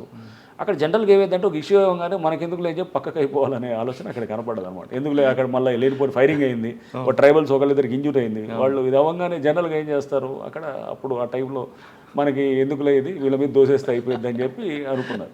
మేము అక్కడ లోకల్గా ఇదంతా తీసుకొని చేసాం కదా, ఆల్రెడీ మాట్లాడాం, సపోర్ట్ కావాలన్నాం, ఆ డేటా అంతా కూడా ఇచ్చారు మాకు, మా దగ్గర ఉన్న డేటాను కూడా వాళ్ళకి షేర్ చేసాం. వాళ్ళ గెస్ట్ హౌస్లోనే దిగారు. వాళ్ళ ప్రాంతంలోకి వెళ్ళి ఫైరింగ్ చేస్తే వాళ్ళకి అవమానంగా ఉంటుంది కదా. దీంట్లో అవమానం అనేదాన్ని ఎలా అనుకుంటే ఇప్పుడు మేము కాల్పులు చేయాల్సి వచ్చింది, ఎందుకు వచ్చింది, వాళ్ళు మా మీద దాడి చేసినప్పుడు చేశారు. అక్కడ ఉన్న అసలు మీరు వెళ్ళకుండా మీరు సపోర్ట్ చేస్తున్న వాళ్ళే పట్టుకునేవారు కదా. అలా అవ్వట్లేదనే కదా అక్కడ. అప్పుడు ఆ టైంలో ఏం జరిగింది, వాళ్ళు కూడా జాయింట్గా వెళ్ళి తీసుకొని మేము వెళ్ళి లోపల లోకల్గా మొత్తం లీక్ అయిపోతుంది. సో లోకల్గా లీక్ అయింది అనుకోండి, నీకు వెళ్ళిన పని ఇప్పుడు సపోజ్ ఎవరైనా సిబిఐ టీం ఎవరైనా వచ్చారనుకోండి, మనకు సపోజ్ నేను నల్గొండ ఎస్పీకి ఉన్నాను అనుకోండి, వాళ్ళేం చెప్పరు పలానా పికప్ చేస్తున్నారు. సిబిఐ టీం కానీ లేకపోతే ఎవరైనా ఎన్ఐఏ టీం వచ్చినా కానీ చెప్పరు మీ పలానా వాడి కోసం. ముందు మీ దగ్గర వస్తున్నాం, మీ ఏరియాలో కొన్ని మాకు ఆపరేషన్స్ ఉన్నాయి, మీకు కొంత సపోర్ట్ ఇవ్వాలంట, ఇస్తామనంట. వాళ్ళు ఎవరిని చేయాలి, ఎందుకంటే వాళ్ళే ఎందుకు డిస్క్లోజ్ చేస్తారు, నువ్వు పలానా ముందే అంటే మేము చెప్తే కనుక ఎక్కడ లోకల్గా ఎవడో లీక్ అవుతుంది. సో ఎవరు చెప్పరు, ఏ టీం కూడా చేసేవాళ్ళు అట్లా చెప్పరు. మేము కూడా అలా చెప్పలేదు అంతే. వాళ్ళకి వెళ్ళి అక్కడ మీకు చెప్పాలి వాళ్ళకి చేయాలనేది అట్లా లేదు. సో ఈ టీమ్స్ అంతా వెళ్ళి పట్టుకొచ్చి అడవుల్లో లోపలికి వెళ్ళారు, అక్కడ తీసుకొచ్చి అందరినీ మనం అరెస్ట్ చేయడం కూడా జరిగింది. కానీ అక్కడ మీరు చేసిన వల్ల వాళ్ళకు ఒక ఇబ్బంది వచ్చింది. లోపల జరుగుతున్న ఇన్ఫర్మేషన్ రావాలంటే మేము ఈ గంజాయి సప్లర్స్ కొంతమంది సపోర్ట్ చేయాల్సి వచ్చేది అన్నది వాళ్ళ వెలిగేషన్, వాళ్ళ చెప్పే వెర్షన్. నేను యాంటీ ఎక్స్ట్రీమిస్ట్ వర్క్లో చేశానండి. ఎప్పుడు మనము ఒక చెడుని కౌంటర్ చేయాలంటే కనుక ఇంకొక చెడు మనం ప్రేరేపించాల్సిన అవసరం లేదు. అందులో ఎస్పెషల్లీ గాంజాయి లాంటిది. ఇంకా నేను గాంజాయి నక్సలిజంలో ఏది ఇంపార్టెంట్ అనుకుంటే కనుక గాంజాయి చాలా ముందు డేంజరస్ అంట నక్సలిజం కన్నా. నక్సలిజం డెఫినెట్గా చెక్ చేయడానికి ఉండొచ్చేమో కానీ, బట్ అలానే గాంజాయిని ప్రోత్సహించడం అనేది దేశవ్యాప్తంగా మొత్తం చేసి అది ఏంటి అక్కడ ఉన్న లోకల్ నెక్సెస్ని కవర్ చేసుకోవడానికి ఈ మాటలు చెప్తుండొచ్చు. దాంట్లో ఎంతో కమర్షియల్ ఉంటుంది, డబ్బులు సంపాదించే వాళ్ళు చాలామంది ఉన్నారు. మాకు ఆ డేటా అంతా వచ్చింది, తర్వాత అదంతా కూడా మేము వాళ్ళకి షేర్ చేసాం. సో ఎవరెవరు దీంట్లో ఎంత ఇదనేది మొత్తము వాళ్ళకి ఎవరెవరికి ఎంత దీంట్లో లాభాలు. పోలీసులు ప్రెస్ కూడా ఉన్నారట కదా, ప్రెస్ ఉంటారు, పోలీసులు ఉన్నారు, సీనియర్ అధికారులు ఉన్నారు, రకరకాలు ఉన్నారు అందరూ కూడా. సో వీళ్ళందరూ కూడా దాంట్లో ఏది లాభం పొందే వాళ్ళు ఉన్నారు. ఆ డీటెయిల్స్ అన్ని చెక్ పోస్టులు ఎక్కడ పాస్ అయితే కనుక ఎవడు ఎంత కలెక్ట్ చేస్తున్నాడు అన్ని డీటెయిల్స్ కూడా ఇచ్చాము. తర్వాత చర్యలు తీసుకున్నారేమో నాకు తెలియదు. అయితే మేము వాళ్ళ ఏపీకి హ్యాండ్ అవుట్ చేసాం. నల్గొండలో గంజాయి ఒకటి, నెక్స్ట్ అండి గంజాయి ప్రణయ్ కేసు ఉండింది. డెఫినెట్గా రౌడిజంని బాగా చెక్ చేసాము, ఫెయిర్ పోలీసింగ్ చేయడానికి ట్రై చేస్తాం. ఎక్కడైనా కానీ పబ్లిక్కి ముందు రెస్పాండ్ అవ్వాలనేటట్టు ట్రై చేస్తాం అనమాట. సో అట్లా అది అంటే సామాన్యుడు అనేవాడికి మనము రెస్పాండ్ అవ్వాలి అనేది అది ట్రై చేస్తుండేది. సార్ నల్గొండ తర్వాత వరంగల్ కదా డైరెక్ట్? నల్గొండ తర్వాత ట్రాఫిక్ వచ్చాను. ట్రాఫిక్ కొంతకాలం, ట్రాఫిక్ తర్వాత వరంగల్. వరంగల్ వెళ్ళగానే మీకు మెయిన్ ఛాలెంజ్ వచ్చింది. అక్కడ అధికార పార్టీ ఎమ్మెల్యే కార్పొరేటర్లని అరెస్ట్ చేశారు, మీ సిబ్బందిని కూడా సస్పెండ్ చేశారు, అటు ప్రెస్ పోలీస్ అని తేడా లేకుండా అందరిని లోపటేశారు ల్యాండ్ గ్రాపింగ్ కేసులో. అవును.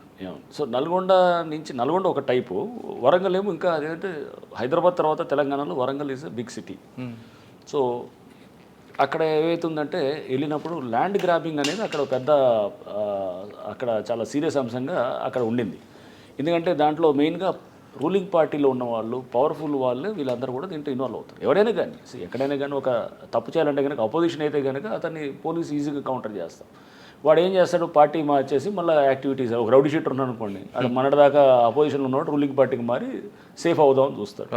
పొలిటీషియన్ కూడా రూలింగ్ పార్టీని అపోజిషన్ నుంచి దూరి దీంట్లో రూలింగ్ పార్టీలో పోయి సేఫ్ అవ్వాలని చూస్తాడు. ఎప్పుడైనా కానీ జరిగేది. సో ఫస్ట్ చెక్ చేయాలనుకుంటే కనుక ఫస్ట్ రూలింగ్ పార్టీ అక్కడ వాళ్ళే ఇంపార్టెంట్ అవుతారు అన్నమాట. సో అక్కడికి వెళ్ళాను, వరంగల్కి వెళ్ళినప్పుడు ఫస్ట్ చూస్తే కనుక మెయిన్గా అక్కడ రూలింగ్ పార్టీ కొంతమంది కార్పొరేటర్స్ వాళ్ళే వాళ్ళు కొంత ఎమ్మెల్యేస్కి దగ్గరగా ఉండేవాళ్ళు వాళ్ళందరూ కూడా. సో వీళ్ళు జరుగుతుండేది అనమాట. అంతా జరుగుతున్నప్పుడు కార్పొరేటర్స్ని అరెస్ట్ చేసి వాళ్ళని జైల్లో పంపించడం జరిగింది. చేసినప్పుడు ఒక 4-5 కార్పొరేటర్స్ ఉన్నప్పుడు ఇమీడియట్గా అరెస్ట్ చేసాము. అరెస్ట్ చేసిన తర్వాత జెడ్పీ చైర్మన్ కూడా అక్కడ అరెస్ట్ చేసాము ఒక మర్డర్ కేసులో చేసి. జెడ్పీ వైస్ చైర్మన్ అతను వాళ్ళ భర్త జనగాం జెడ్పీ వైస్ చైర్మన్ ఉన్నాను. అతన్ని మనం మర్డర్ కేసులో కూడా తీసుకొచ్చి ఇంటర్వ్యూ అంటే మిస్సింగ్ కేసులో మా ఇంట్రాగేషన్ చేస్తున్నప్పుడు అతను 3 మర్డర్లు చెప్పాడు అనమాట. చెప్పి మొత్తం తీసుకొచ్చి సో అతను అంటే అంతకుముందు సంవత్సరాల క్రితం జరిగిన మర్డర్లు కూడా బయటకు వచ్చాయి అనమాట. బయటకు వచ్చి సో అరెస్ట్ చేసాం. సో న్యాచురల్గా ఏంటంటే మనం ముందు అది లేకపోతే అంటే నువ్వు రూలింగ్గా అపోజిషనే కాదనమాట అక్కడ. సార్ వాళ్ళు అరెస్ట్ చేస్తున్నప్పుడు మీరు ఇక్కడ అధికార పార్టీ నుంచి ప్రజలు రాలేదా మీకు? ఫస్ట్లో అక్కడ నేను వెళ్ళడానికి కూడా అక్కడ కారణం అప్పుడు ఆ టైంలో ఒక ఏమైందంటే ఈమె షర్మిల గారు వచ్చారు. వచ్చినప్పుడు నర్సంపేటలో కొంత డిస్టర్బెన్స్ అయ్యి అక్కడ తగలబెట్టడం, బస్సు తగలబెట్టడం డిస్టర్బెన్స్ అయింది. సో నేను ఎప్పుడు వెళ్ళాలన్నా చెప్పాను కదా, నల్గొండలోనేమో మర్డర్ అయింది, ఇక్కడేమో ఇదంతా డిస్టర్బెన్స్ అవ్వగానే వెంటనే నాకు సడన్గా కొన్ని గంటల్లో నా ట్రాన్స్ఫర్ ఆర్డర్ వచ్చి నేను వెళ్ళినప్పుడు బహుశా నేను క్రైసిస్ మేనేజ్మెంట్లో కొంచెం బెటర్గా ఉంటానని ఫీలింగ్ ఏమైనా ఉండిందేమో. సో ఇప్పుడు కూడా ఇప్పుడు దీంట్లో కూడా అంటే చేయడానికి ఏమైనా ఉంటే కనుక government has a good impression లక్కీగా నా మీద. ఇప్పుడు రేవంత్ రెడ్డి గారికి కానీ లేకపోతే అప్పుడు కేసీఆర్ గారు కానీ. సో దే హ్యావ్ నేను ఎప్పుడు రాజకీయాలు అనే దాన్ని పెద్ద పట్టించుకునేవాడిని కాదు. ఏ పార్టీ అయినా కానీ కూడా నాకు అందుకోసం అన్ని పార్టీల వాళ్ళు నాతో మంచిగానే ఉంటారు. సో తప్పు చేస్తే మటుకు పార్టీలకు అతీతంగానే చేయాలనేటటువంటి దీంట్లో ఉంటాం. కానీ వరంగల్ మీరు వెళ్ళేసరికి మొత్తం డిస్టర్బెన్స్ అయి ఉంది కదండి, అంతా పాతుకుపోయి ఉన్నారు. వాళ్ళని ప్రక్షాళన చేయాలంటే ఏమనిపించారు మీకు? సో అదే ఇన్స్పెక్టర్స్ చాలామంది ఏంటంటే బాగా వెల్ కనెక్టెడ్ ఉండేవాళ్ళు. అందరూ వెల్ కనెక్టెడ్ ఉండి పొలిటికల్గా బాగా స్ట్రాంగ్ ఉండేవాళ్ళు. స్ట్రాంగ్ ఉండి అంతా ఇది ఉన్నప్పుడు న్యాచురల్గా వాళ్ళ ఎవరి యాక్టివిటీస్ తెలుసుకోవాలంటే కనుక పబ్లిక్ కాంటాక్ట్ బెస్ట్ కాంటాక్ట్. మనం పబ్లిక్ని ఎక్కువ ఎంటర్టైన్ చేసాం అనుకోండి, నా దగ్గరికి రోజు 100 మంది వచ్చేవాళ్ళు అనుకోండి. వస్తున్నప్పుడు మీకు పబ్లిక్ నుంచి సమాచారం వచ్చేస్తాయి. అతని ఇష్యూ చూడంగా నాకు అర్థమైపోయింది ఇతను యాక్ట్ చేశాడా చేయట్లేదు. ఎందుకు యాక్ట్ చేయట్లేదు పోలీస్ అక్కడ అతనికి ఏం ఆపుతుంది ఇతన్ని ఉన్నప్పుడు అక్కడ అతను పొలిటికల్ ఉండొచ్చు, లేకపోతే అతని సొంత ఒక దీంట్లో ఒక సందర్భంలో నా దగ్గరకు ఒక ఎమ్మెల్యే వచ్చాడు. ఎమ్మెల్యే వచ్చినప్పుడు అతను ఎంటర్ అవుతున్నాడు. ఈ లోపల నేను ఇన్స్పెక్టర్ ఒకరితో మాట్లాడుతున్నాను అనమాట. మాట్లాడుతూ ఏం చేసావా ఫస్ట్ వెళ్ళంగానే అనమాట.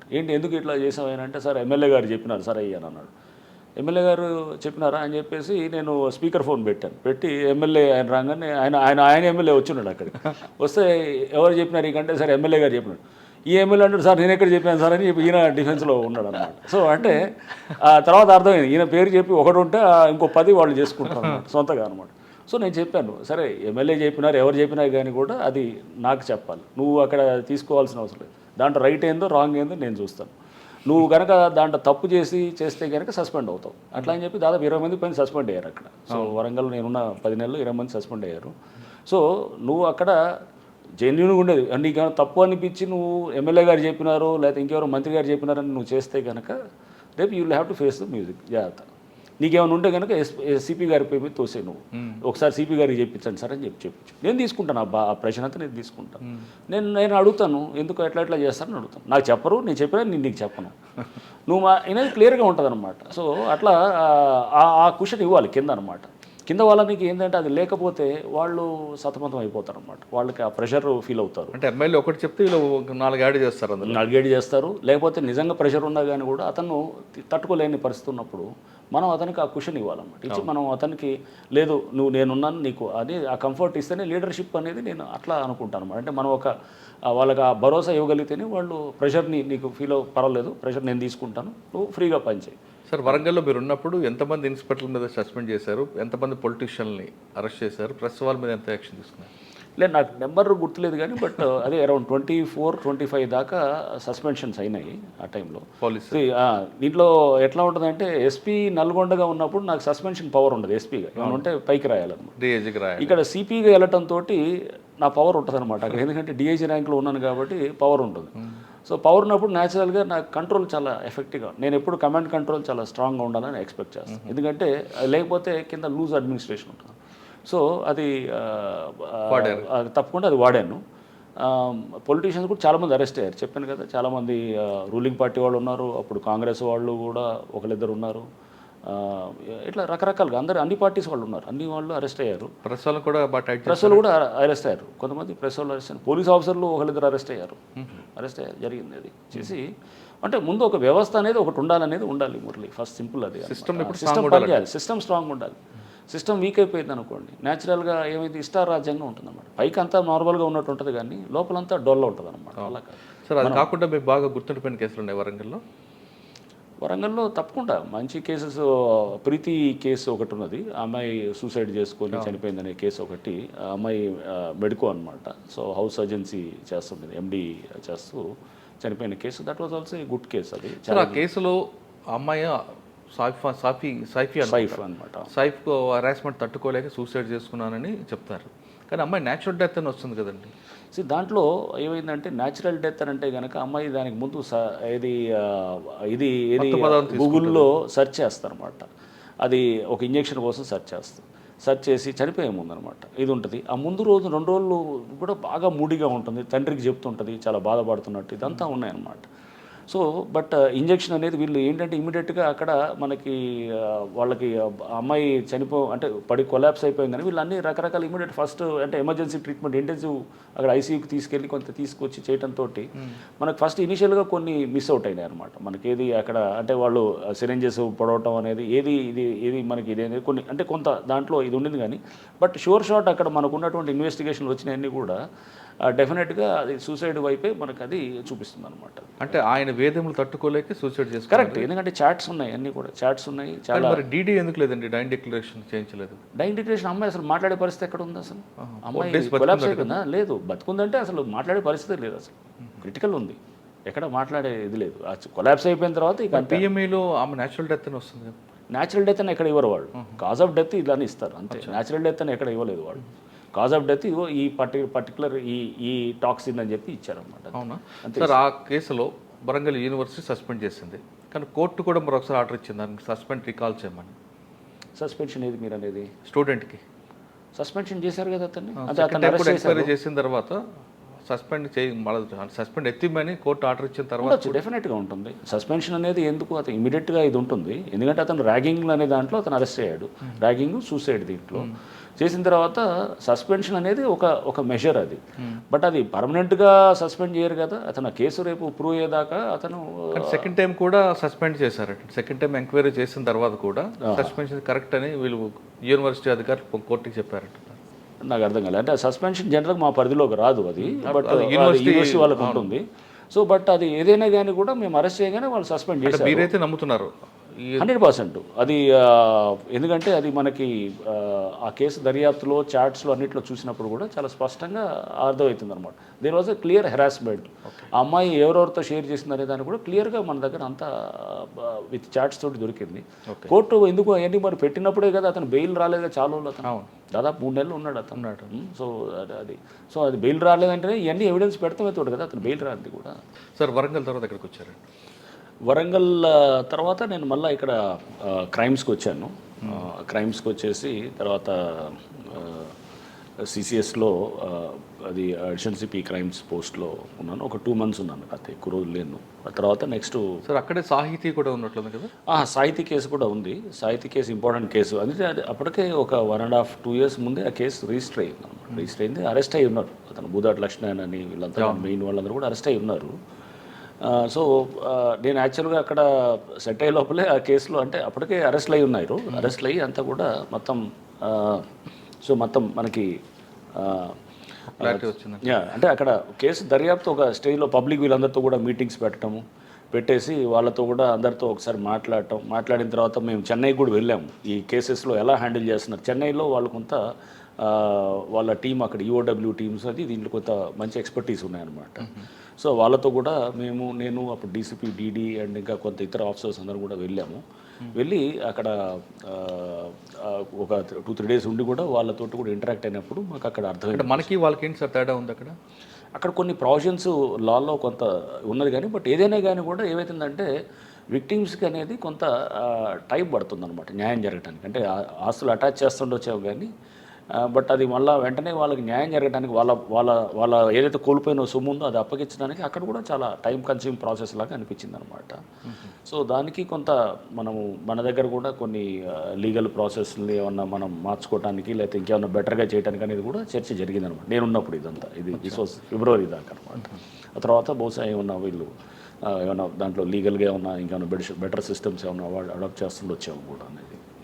అక్కడ నుండి మీరు మల్టీ జోన్ 1కి వచ్చాను. అక్కడ ఒక 3.5 months ఉన్నాను. అక్కడే ఉందండి అచీవ్మెంట్ అని నేనేమన్నా కానీ అక్కడ నేను ఎలక్షన్స్ టైంలో ఉన్నాను. సో న్యాచురల్గా అన్ని జిల్లాలకు వెళ్ళి అక్కడ కొంత రివ్యూ చేస్తుండేవాడిని.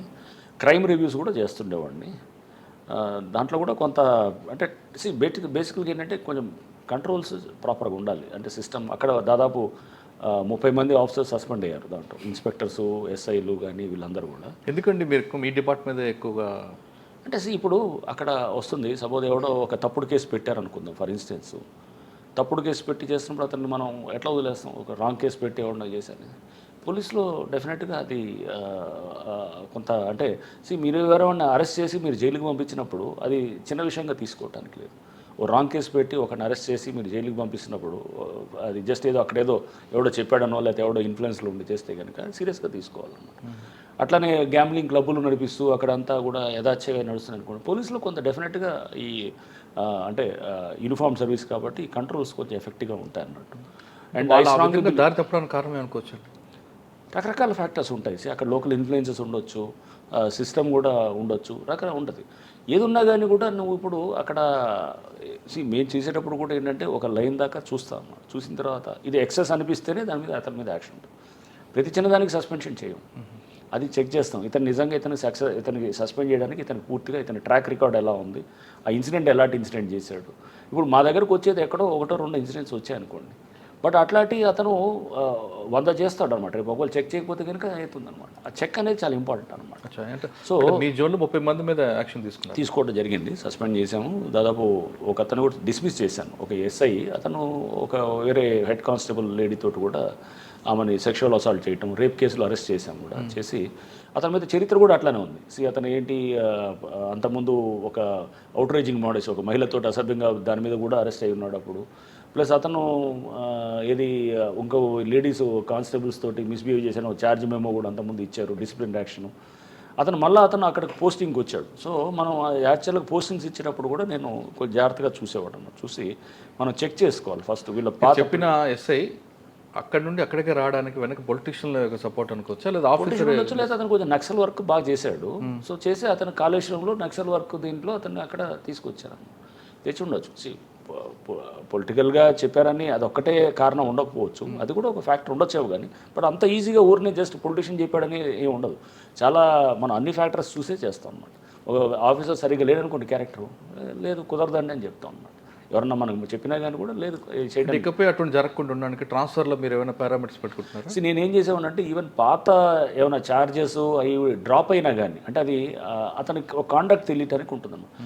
ప్లస్ కొన్ని మనము ఇంటెలిజెన్స్ రిపోర్ట్స్ కూడా ఉంటాయన్నమాట, అవి కూడా తీసుకొని కొంత అతని గురించి తెలుసుకున్న తర్వాత అప్పుడు దాని మీద. బట్ ఏదైనా కానీ అది ఒక డాసియర్స్ మెయింటైన్ చేయాలి యాక్చువల్గా. అట్లా చేస్తే కనుక ఒక అధికారి గురించి అతని మీద ఏమన్నా రిపీటెడ్గా వస్తున్నాయి అనుకో. సాధారణంగా ఏఎస్ఆర్ ఉంటుంది కదండి, అందులో ఉంటాయి కదా ఉంటుంది. జనరల్గా అతన్ని ఇది తీసుకుంటారు, ఏసీఆర్ అంటారు, కాన్ఫిడెన్షియల్ రిపోర్ట్ ఉంటుంది. ప్లస్ అతని మొత్తం హిస్టరీ అంతా కూడా మనం తీసుకోవచ్చు, వాళ్ళ పర్సనల్ ఫైల్లో ఉంటుంది. ఆ డీటెయిల్స్ అన్ని కూడా తీసుకుంటాము. బట్ దానికన్నా ముందు అతను పనిచేసిన దగ్గర ఎట్లా ఏది ఉందనేది ఆ డీటెయిల్స్ కొన్ని చోట్ల ఉండవు అనమాట. సో మీ డిపార్ట్మెంట్ చాలా కాలం చూస్తారు కదా, చాలా చూస్తున్నారు. ఒకసారి ఎస్ఐకి వచ్చిన వ్యక్తి ఒక డిఎస్పీకి వచ్చిన తర్వాత కొంచెం దారి తప్పవచ్చు, లేదా గ్రూప్ 1 ఆఫీసర్ ఒక ఐజీ అయ్యేంత కొంచెం మెత్తపడవచ్చు. కానీ ఇప్పుడు వస్తున్న ఫస్ట్లోనే ఎస్ఐలు అవ్వచ్చు, లేదంటే గ్రూప్ 1 ఆఫీసర్లు అవ్వచ్చు, లేదంటే డైరెక్ట్ ఐపీఎస్లు కూడా స్టార్టింగ్ నుంచి కూడా కొంతమంది. కరెక్ట్, అది చాలా సందర్భాల్లో డిస్కషన్ వచ్చింది మురళిది. ఇప్పుడు నేను చాలామంది అంటే యంగ్ ఆఫీసర్స్ని చూశాను, వీళ్ళలో ఏంటి ఫైర్ లేదేంటని అనిపిస్తుంటుంది అనమాట. అంటే వచ్చినప్పుడు ఒక యంగ్ ఐపీఎస్ ఆఫీసరో, ఒక యంగ్ ఎస్ఐయో, లేకపోతే ఒక యంగ్ డిఎస్పీయో వచ్చినానుకోండి, ముందు ఒక ఎట్లా ఉండాలంటే మనం అంటే గతంలో చూసిన దాంట్లో అప్పుడు అతను రాగానే ముందు అతను మనం కంట్రోల్ చేయాలనేటటువంటి పరిస్థితి ఉండేదన్నమాట. ఉండొద్దా అని చెప్పేసి. అవును, ఇప్పుడు అసలు స్పీడ్ కాదు, ముందు వెనకాల నెట్టాల్సిన పరిస్థితి చాలా మందిలో వస్తుంది అనమాట. డబ్బుల మీద పడుతున్నారు కదా. ఎగ్జాక్ట్లీ. సో ఇది బహుశా సిస్టంలో కూడా అంత ఈ మార్పు అంత కమర్షియల్గా అయిపోవటం, వ్యవస్థ, it's not just I don't blame వాళ్ళు ఇండివిజువల్స్ అని అన్ను, వ్యవస్థ అలా అవ్వటము, వచ్చిన వాడు రావడంతో రాకముందే వాళ్ళు ఏంటంటే డబ్బు సంపాదన అనేది ఒక ఇదనేది, పోస్ట్ ఉండటమే అనేది ఒక ఇదనేది, పబ్లిక్కి సేవ చేద్దాం. నిన్న చూసిన మనం ఒక ఐఏఎస్ ఆఫీసర్గా అమ్మాయి ఆడి కారుకి ఏదో ఇది పెట్టుకోవాలని చెప్పేసి, ఆమె ఓబీసీలో వచ్చిందని చెప్పేసి, ప్లస్ అది ఫిజికల్లీ డిసేబుల్డ్ కోటాలో వచ్చిందని, బట్ ఆమె డిక్లేర్ చేస్తే ప్రాపర్టీస్ 20 కోట్ల పైన 30 కోట్ల పైన డిక్లేర్ చేసిందని, మరి ఓబీసీ కోటాలో ఇన్కమ్ క్రైటీరియాలో రావాలి అంటే ఇదంతా అంటే మనం చూస్తుంటే కనుక చాలామంది యంగ్స్టర్స్లో ఇప్పుడు కనబడేది. మంచి యంగ్స్టర్స్ కూడా ఉన్నారు, చాలామంది మంచి ఆఫీసర్స్, అద్భుతమైన ఆఫీసర్స్ ఉన్నారు. బట్ ఈ కొంతమంది వల్ల అందరికీ చెడ్డ పేరు వస్తుంది అనమాట. అది ఏమవుతుందంటే వాళ్ళ కమిట్మెంట్ లేకపోవటం, అసలు ముందు ప్రజలతోటి కలవటానికి ఇష్టపడకపోవటం, లేదా వాళ్ళ సమస్యల్లో పరిష్కారం చేయడానికి ఒక సీరియస్ ప్రయత్నం చేయకపోవటం, చిన్న ఇన్ఫ్లుయెన్స్ వచ్చినా కానీ కూడా దానికి వీళ్ళు ఇదైపోవటం, ఈల్డ్ అయిపోవటం, లేకపోతే మనీ రాగానే ఒక అజెండా పెట్టుకోవటం, ఇట్లా అటోళ్ళు కొంతమంది ఉన్నారు. అంటే దీనికి ప్రధాన కారణం ట్రైనింగ్లో లోపం అనుకోవచ్చా? ట్రైనింగ్ కాదు, వాళ్ళ యాటిట్యూడ్లో ప్రాబ్లం ఉంటుంది.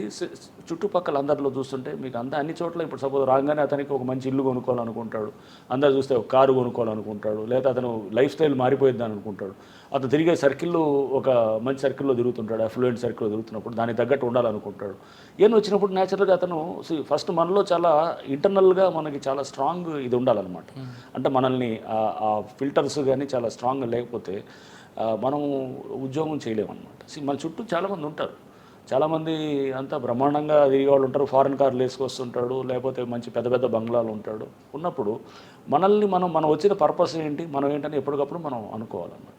సో మనకి ఆ పెద్ద కారులో లేకపోతే ఏదో పెద్ద పెద్ద బంగ్లాలో ఇదే జీవితం, లేకపోతే నువ్వు 10 మందికి చేసి నువ్వు వచ్చిన సర్వీస్ ఓరియంటెడ్, నువ్వు 10 మందికి సేవ చేసి మంచి చేసి నీ తద్వారా నీకేంటంటే యూ ఫీల్ హ్యాపీ. సో ఫైనల్గా ఏది హ్యాపీ అనేది చూస్తున్నావు. నీ కార్ల ద్వారా ఒక పెద్ద పెద్ద బంగ్లాల ద్వారా నువ్వు ఏది మంచి పెద్ద పెద్ద కాస్ట్లీ ఇది మొత్తం వాచ్లో లేకపోతే గిఫ్ట్లో, లేకపోతే దాని ద్వారా నువ్వు అంటే నీ డ్రెస్సింగ్ లేకపోతే అన్నీ అంటే నీ స్టైల్ లైఫ్ స్టైల్ దీంతో నువ్వు దాని ద్వారా వచ్చే ఆనందం నీకు ముఖ్యమా, 10 మందికి మంచి చేసి వచ్చే ఆనందం ముఖ్యం అనేది మనం డిసైడ్ చేసుకోవాలి. అది ఇంటర్నల్గా ఎవరికి వాళ్ళు అది వాళ్ళ పెంపకాన్ని బట్టి ఉంటుంది, వాళ్ళ చుట్టూ ఉన్నటువంటి సోషల్ ఎన్వైరన్మెంట్ ఉంటుంది, వాళ్ళ ఫ్రెండ్స్ ఉంటుంది, పియర్ గ్రూప్ ఉంటుంది, ఇవన్నీ కూడా ప్లే చేస్తాయి అన్నమాట. ప్లే చేసినప్పుడు అతని పర్సనాలిటీ అనేది అట్లా ఎలా షేప్ అయితే దాన్ని బట్టి ఉంటుంది అనమాట. సార్ మల్టీ జోన్ తర్వాత ఇక్కడికి వచ్చారు, ఒకసారి వెనక్కి వెళ్దాం సార్. నల్గొండ ఇష్యూ, నల్గొండలో మిరియాలు కూడా లేక క్లబ్బులు నడిచేది, ఇటీవల ముఖ్యమంత్రి గారు కూడా కామెంట్ చేశారు. అవును, ఒక చాలామందిని అరెస్ట్ చేశాం మురళి. అంటే నేను ఈ మధ్య చూశాను, బట్ అక్కడ అంతా భయపడేవాళ్ళు. అదే నేనేది మేము అంటే this was about 4-5 years back కాబట్టి ఈ మధ్య జరుగుతున్నాయని నేను విన్నాను, పేపర్లో చూశాను. ముఖ్యమంత్రి గారు కూడా కామెంట్ చేశారు. ఒక ఐపీఎస్ ఆఫీసర్ నడిపించారు. ఒక ఇట్లాంటిది అంటే బార్డర్ ఏరియాస్లో చాలా నడుస్తుండేది. నేను అట్లాంటి వాటిలో కూడా సస్పెండ్ చేశాం, చాలామంది సస్పెండ్ చేసాము, ప్లస్ యాక్ట్ చేసాము, వాళ్ళ మీద యాక్ట్ చేసాము, అరెస్ట్ చేసాము, అరెస్ట్ చేసి తీసుకొచ్చి వాళ్ళని జైలుకి పంపించాము. ఇదంతా కూడా జరిగినాయి అనమాట. సో మనము ఎప్పటికప్పుడు అంటే చాలా సపోర్టింగ్ కింద స్థాయి సిబ్బంది చేశారంటే అర్థం ఉందండి. ఒక ఐపీఎస్ ఆఫీసర్ చేయడం అనేది నాకు డీటెయిల్స్ తెలీదు మురళి, దాంట్లో ఆ కేసులో తెలియకుండా నేను చెప్పడం కరెక్ట్ కాదు. బట్ జనరల్గా ఏదైనా కానీ కూడా కింద ఇప్పుడు నేను చెప్తున్నాను, గ్యాంబ్లింగ్ నేను సత్తుపల్లి ఒక సిఐని సస్పెండ్ చేసినప్పుడు గ్యాంబ్లింగ్ దానికి పర్మిషన్ ఇచ్చారనే దాన్ని. సో చేసినప్పుడు అంటే ఎవరైనా కానీ అక్కడ అధికారి కనుక అతని పాత్ర ఉన్నట్టు మనకు అక్కడ మన నాలెడ్జ్లో వస్తుందనుకోండి, ఎవరైనా కానీ కూడా బాధ్యులు అవ్వాల్సింది. సో సపోజ్ అక్కడ ఇన్స్పెక్టర్ అవ్వచ్చు, డిఎస్పీ అవ్వచ్చు, ఎస్ఐ అవ్వచ్చు, లేకపోతే ఎవరైనా ఎస్పీ కావచ్చు, సిపి కావచ్చు, ఎవరైనా యూనిట్ ఆఫీసర్ ఫెయిల్ అయింది, యూనిట్ ఆఫీసర్ కూడా అవ్వచ్చు, ఎవరైనా అవ్వచ్చు. అక్కడ అక్కడ మనకి ఇన్ఫర్మేషన్ తెలిసిన తర్వాత కూడా మనం సైలెంట్గా ఉన్నామంటే కనుక తెలియకుండా జరగవచ్చు. నేనేది మన ఏరియా అంతా బ్రహ్మాండంగా ఉంటుంది నేనేం అన్ను, చాలా తెలియకుండా జరగవచ్చు. బట్ మన నాలెడ్జ్లో ఉండి జరిగితే మటుకు దీని అంతకన్నా క్రైమ్ ఇంకోటి ఉండదు. అది మన నాలెడ్జ్లో ఉండి మనకు తెలిసి మనం సైలెంట్గా ఉన్నామంటే కనుక అది తప్పు అన్నమాట. ఓకే సార్, ఒకసారి నల్గొండ నుంచి వరంగల్కి వద్దాం. బండి సంజయ్ గారి అరెస్ట్, ఆ ఎపిసోడ్ చెప్పండి. అసలు ఎందుకని అంత కాంట్రవర్షియల్ అయింది? ఆ ఫోన్ దొరికిందా, దొరకలేదా, దొరకదా? బండి సంజయ్ గారి కేసు మీకు అందరికీ తెలిసిన ఇదే. అది 10th class అది పేపర్ లీకేజ్, అంటే పేపర్ లీక్ కాదు, మాల్ ప్రాక్టీస్. సో అది 10th class హిందీ పేపర్ అయింది. పేపర్ అయినప్పుడు యాక్చువల్గా అతను బయటికి వచ్చింది కూడా ఏంటంటే వాళ్ళ పిఏ ఉన్నారు, పిఆర్ఓ ఎవరో అతను సో ప్రశాంత్ అని చెప్పి ఉండేవాడు. అతని ఫోన్ నుంచి అందరికీ షేర్ చేస్తాడనమాట. మొత్తం షేర్ చేసి అందరు మీడియా వాళ్ళందరికీ కూడా ఎగ్జామ్ జరుగుతుంటుంది. యాక్చువల్గా బేసికల్గా ఎగ్జామ్ నుంచి బయటకు వచ్చిన పేపర్ని నువ్వు ఏమైనా ఉంటే కానీ నీ చేతికి వస్తే నువ్వు వెంటనే పోలీస్కి చెప్పాలి. ఎగ్జామ్ జరుగుతున్న క్రమంలో నువ్వు అందరికీ షేర్ చేస్తావు, అన్ని మీడియా గ్రూప్స్ మొత్తం అన్ని ఛానల్స్లో వాళ్ళకి షేర్ చేస్తావు. ఆ ఎగ్జామ్ 9 నుంచో 9:30 నుంచో స్టార్ట్ అయితే 12:30 దాకా ఉంటుంది. షేర్ చేసింది కూడా అరౌండ్ ఆ టైం 10-10:30కి అట్లా ఉంటుంది. సో యూఆర్ లైక్ ఒక రకంగా నువ్వేంటంటే జిరాక్స్ తీసిన ఓ పేపర్ నీ చేతిలోకి వస్తే నువ్వు ఇంకా 100,000 జిరాక్స్ తీసి అందరికి పంచినట్టు అనమాట. పంచి నువ్వు ఎగ్జామ్ జరుగుతున్న క్రమంలో it's as good as that చేసినప్పుడు. దానికి ముందు కూడా ఏంటంటే అప్పుడు ఆ టైంలో ప్రెస్ మీట్లో కూడా చెప్పాను, బండి సంజయ్ గారు దాంతో ఇతను చాట్స్ ఉన్నాయి, చాట్స్ ఉండి ఇతను ఏంటంటే ఒక వీళ్ళు ఏవో ఇట లీకేజ్ దీని మీద అనేది మాట్లాడుతున్నప్పుడు ఆయన బండి సంజయ్ గారు దాన్ని ఇతను చెప్పిన దాన్ని బట్టే అంటే వీళ్ళ మధ్యలో కమ్యూనికేషన్ నడుస్తుంది. ఫోన్ వచ్చి ఉంటే మనకు చాలా ఇష్యూస్ మనకు తెలిసేదన్నమాట. ఫోన్ రాలేదు. నెక్స్ట్ ఏంటంటే అతని దగ్గర పనిచేస్తున్నాడు, ఇతని గైడెన్స్ తోటే చేస్తున్నాడు అనే దాంతో ఆ దగ్గర తీసుకోవటం వచ్చిందన్నమాట. అంటే డైరెక్ట్గా ఉండకపోవచ్చు కానీ బట్ డెఫినెట్గా ఏంటంటే ఇతని క్లోజ్, ఇతని మనిషే కదా, ఇతను చేసి అంత మాత్రం ఇతనే లీక్ చేస్తున్నాడు, అంత బయటికి చేస్తున్నాడు. అండ్ ఆయనకి కూడా పంపిస్తున్నాడు, షేర్ చేశాడు. మేము ఇదంతా కూడా ఆ టైంలో చెప్పాం. ఈటెల రాజేందర్ గారు కూడా పంపించారు. బట్ ఆయన కూడా పిలిచి తీసుకున్నప్పుడు ఆయన ఏమీ లేదని చెప్పి కూడా సో బీజేపీ వాళ్ళకి చాలామంది పంపించారు, బట్ అందరినీ కూడా తీసుకోలేదు కదా. సో ఇక్కడ ఇతను సొంత పిఆర్ఓ ఉన్నాడు, పిఏ ఇతను ఉన్నాడు అనే దాని మీద ఉన్నాం. బట్ ఏదైనా కానీ ఇదేంటంటే ఇప్పుడు కోర్టు పరిధిలో ఉంది కాబట్టి నేను ఎక్కువ మాట్లాడకూడదు దీని మీద. కానీ ఫోన్ పోయిందంటారా కరీంనగర్ దగ్గర? సో పోయిందని ఆయన అన్నారు, మిస్ అయ్యింది అనేది అన్నారు. బట్ ఆ తర్వాత అక్కడ స్విచ్ ఆఫ్ అయిందని నేను చెప్పాను. తర్వాత ఓకే ఏదైనా మనం ఇంకా దాంట్లో ఇప్పుడు ఛార్జ్షీట్ అయ్యింది, కోర్టు ఛార్జ్షీట్ నెంబర్ కూడా ఇచ్చింది, యాక్సెప్ట్ చేసింది. సో కోర్టు ఇక ఇప్పుడు ట్రయల్ జరిగే స్టేజ్లో ఉంది కానీ నేను మాట్లాడటం సార్ ఇన్వెస్టిగేషన్ గురించి మాట్లాడదండి. కానీ గవర్నమెంట్ చెప్పింది కాబట్టి బండి సంజయ్ గారికి అరెస్ట్ అనేది ఇప్పుడు వార్త వచ్చింది, వాస్తవం అంటారా? అంటే ఆయన ప్రతిపక్షంగా ఉండి గవర్నమెంట్ బ్లేమ్ చేస్తున్నారు కాబట్టి ఆయన అరెస్ట్ చేయాలి, నోరు కట్టడి చేయాలి. మీరు ఇంకొకటి చూడండి, ఆ టైంలో అప్పటిదాకా పేపర్ లీకేజ్ చాలా సెన్సిటివ్ అంశం, చాలా మంది చాలా జాగ్రత్తగా హ్యాండిల్ చేయాలి.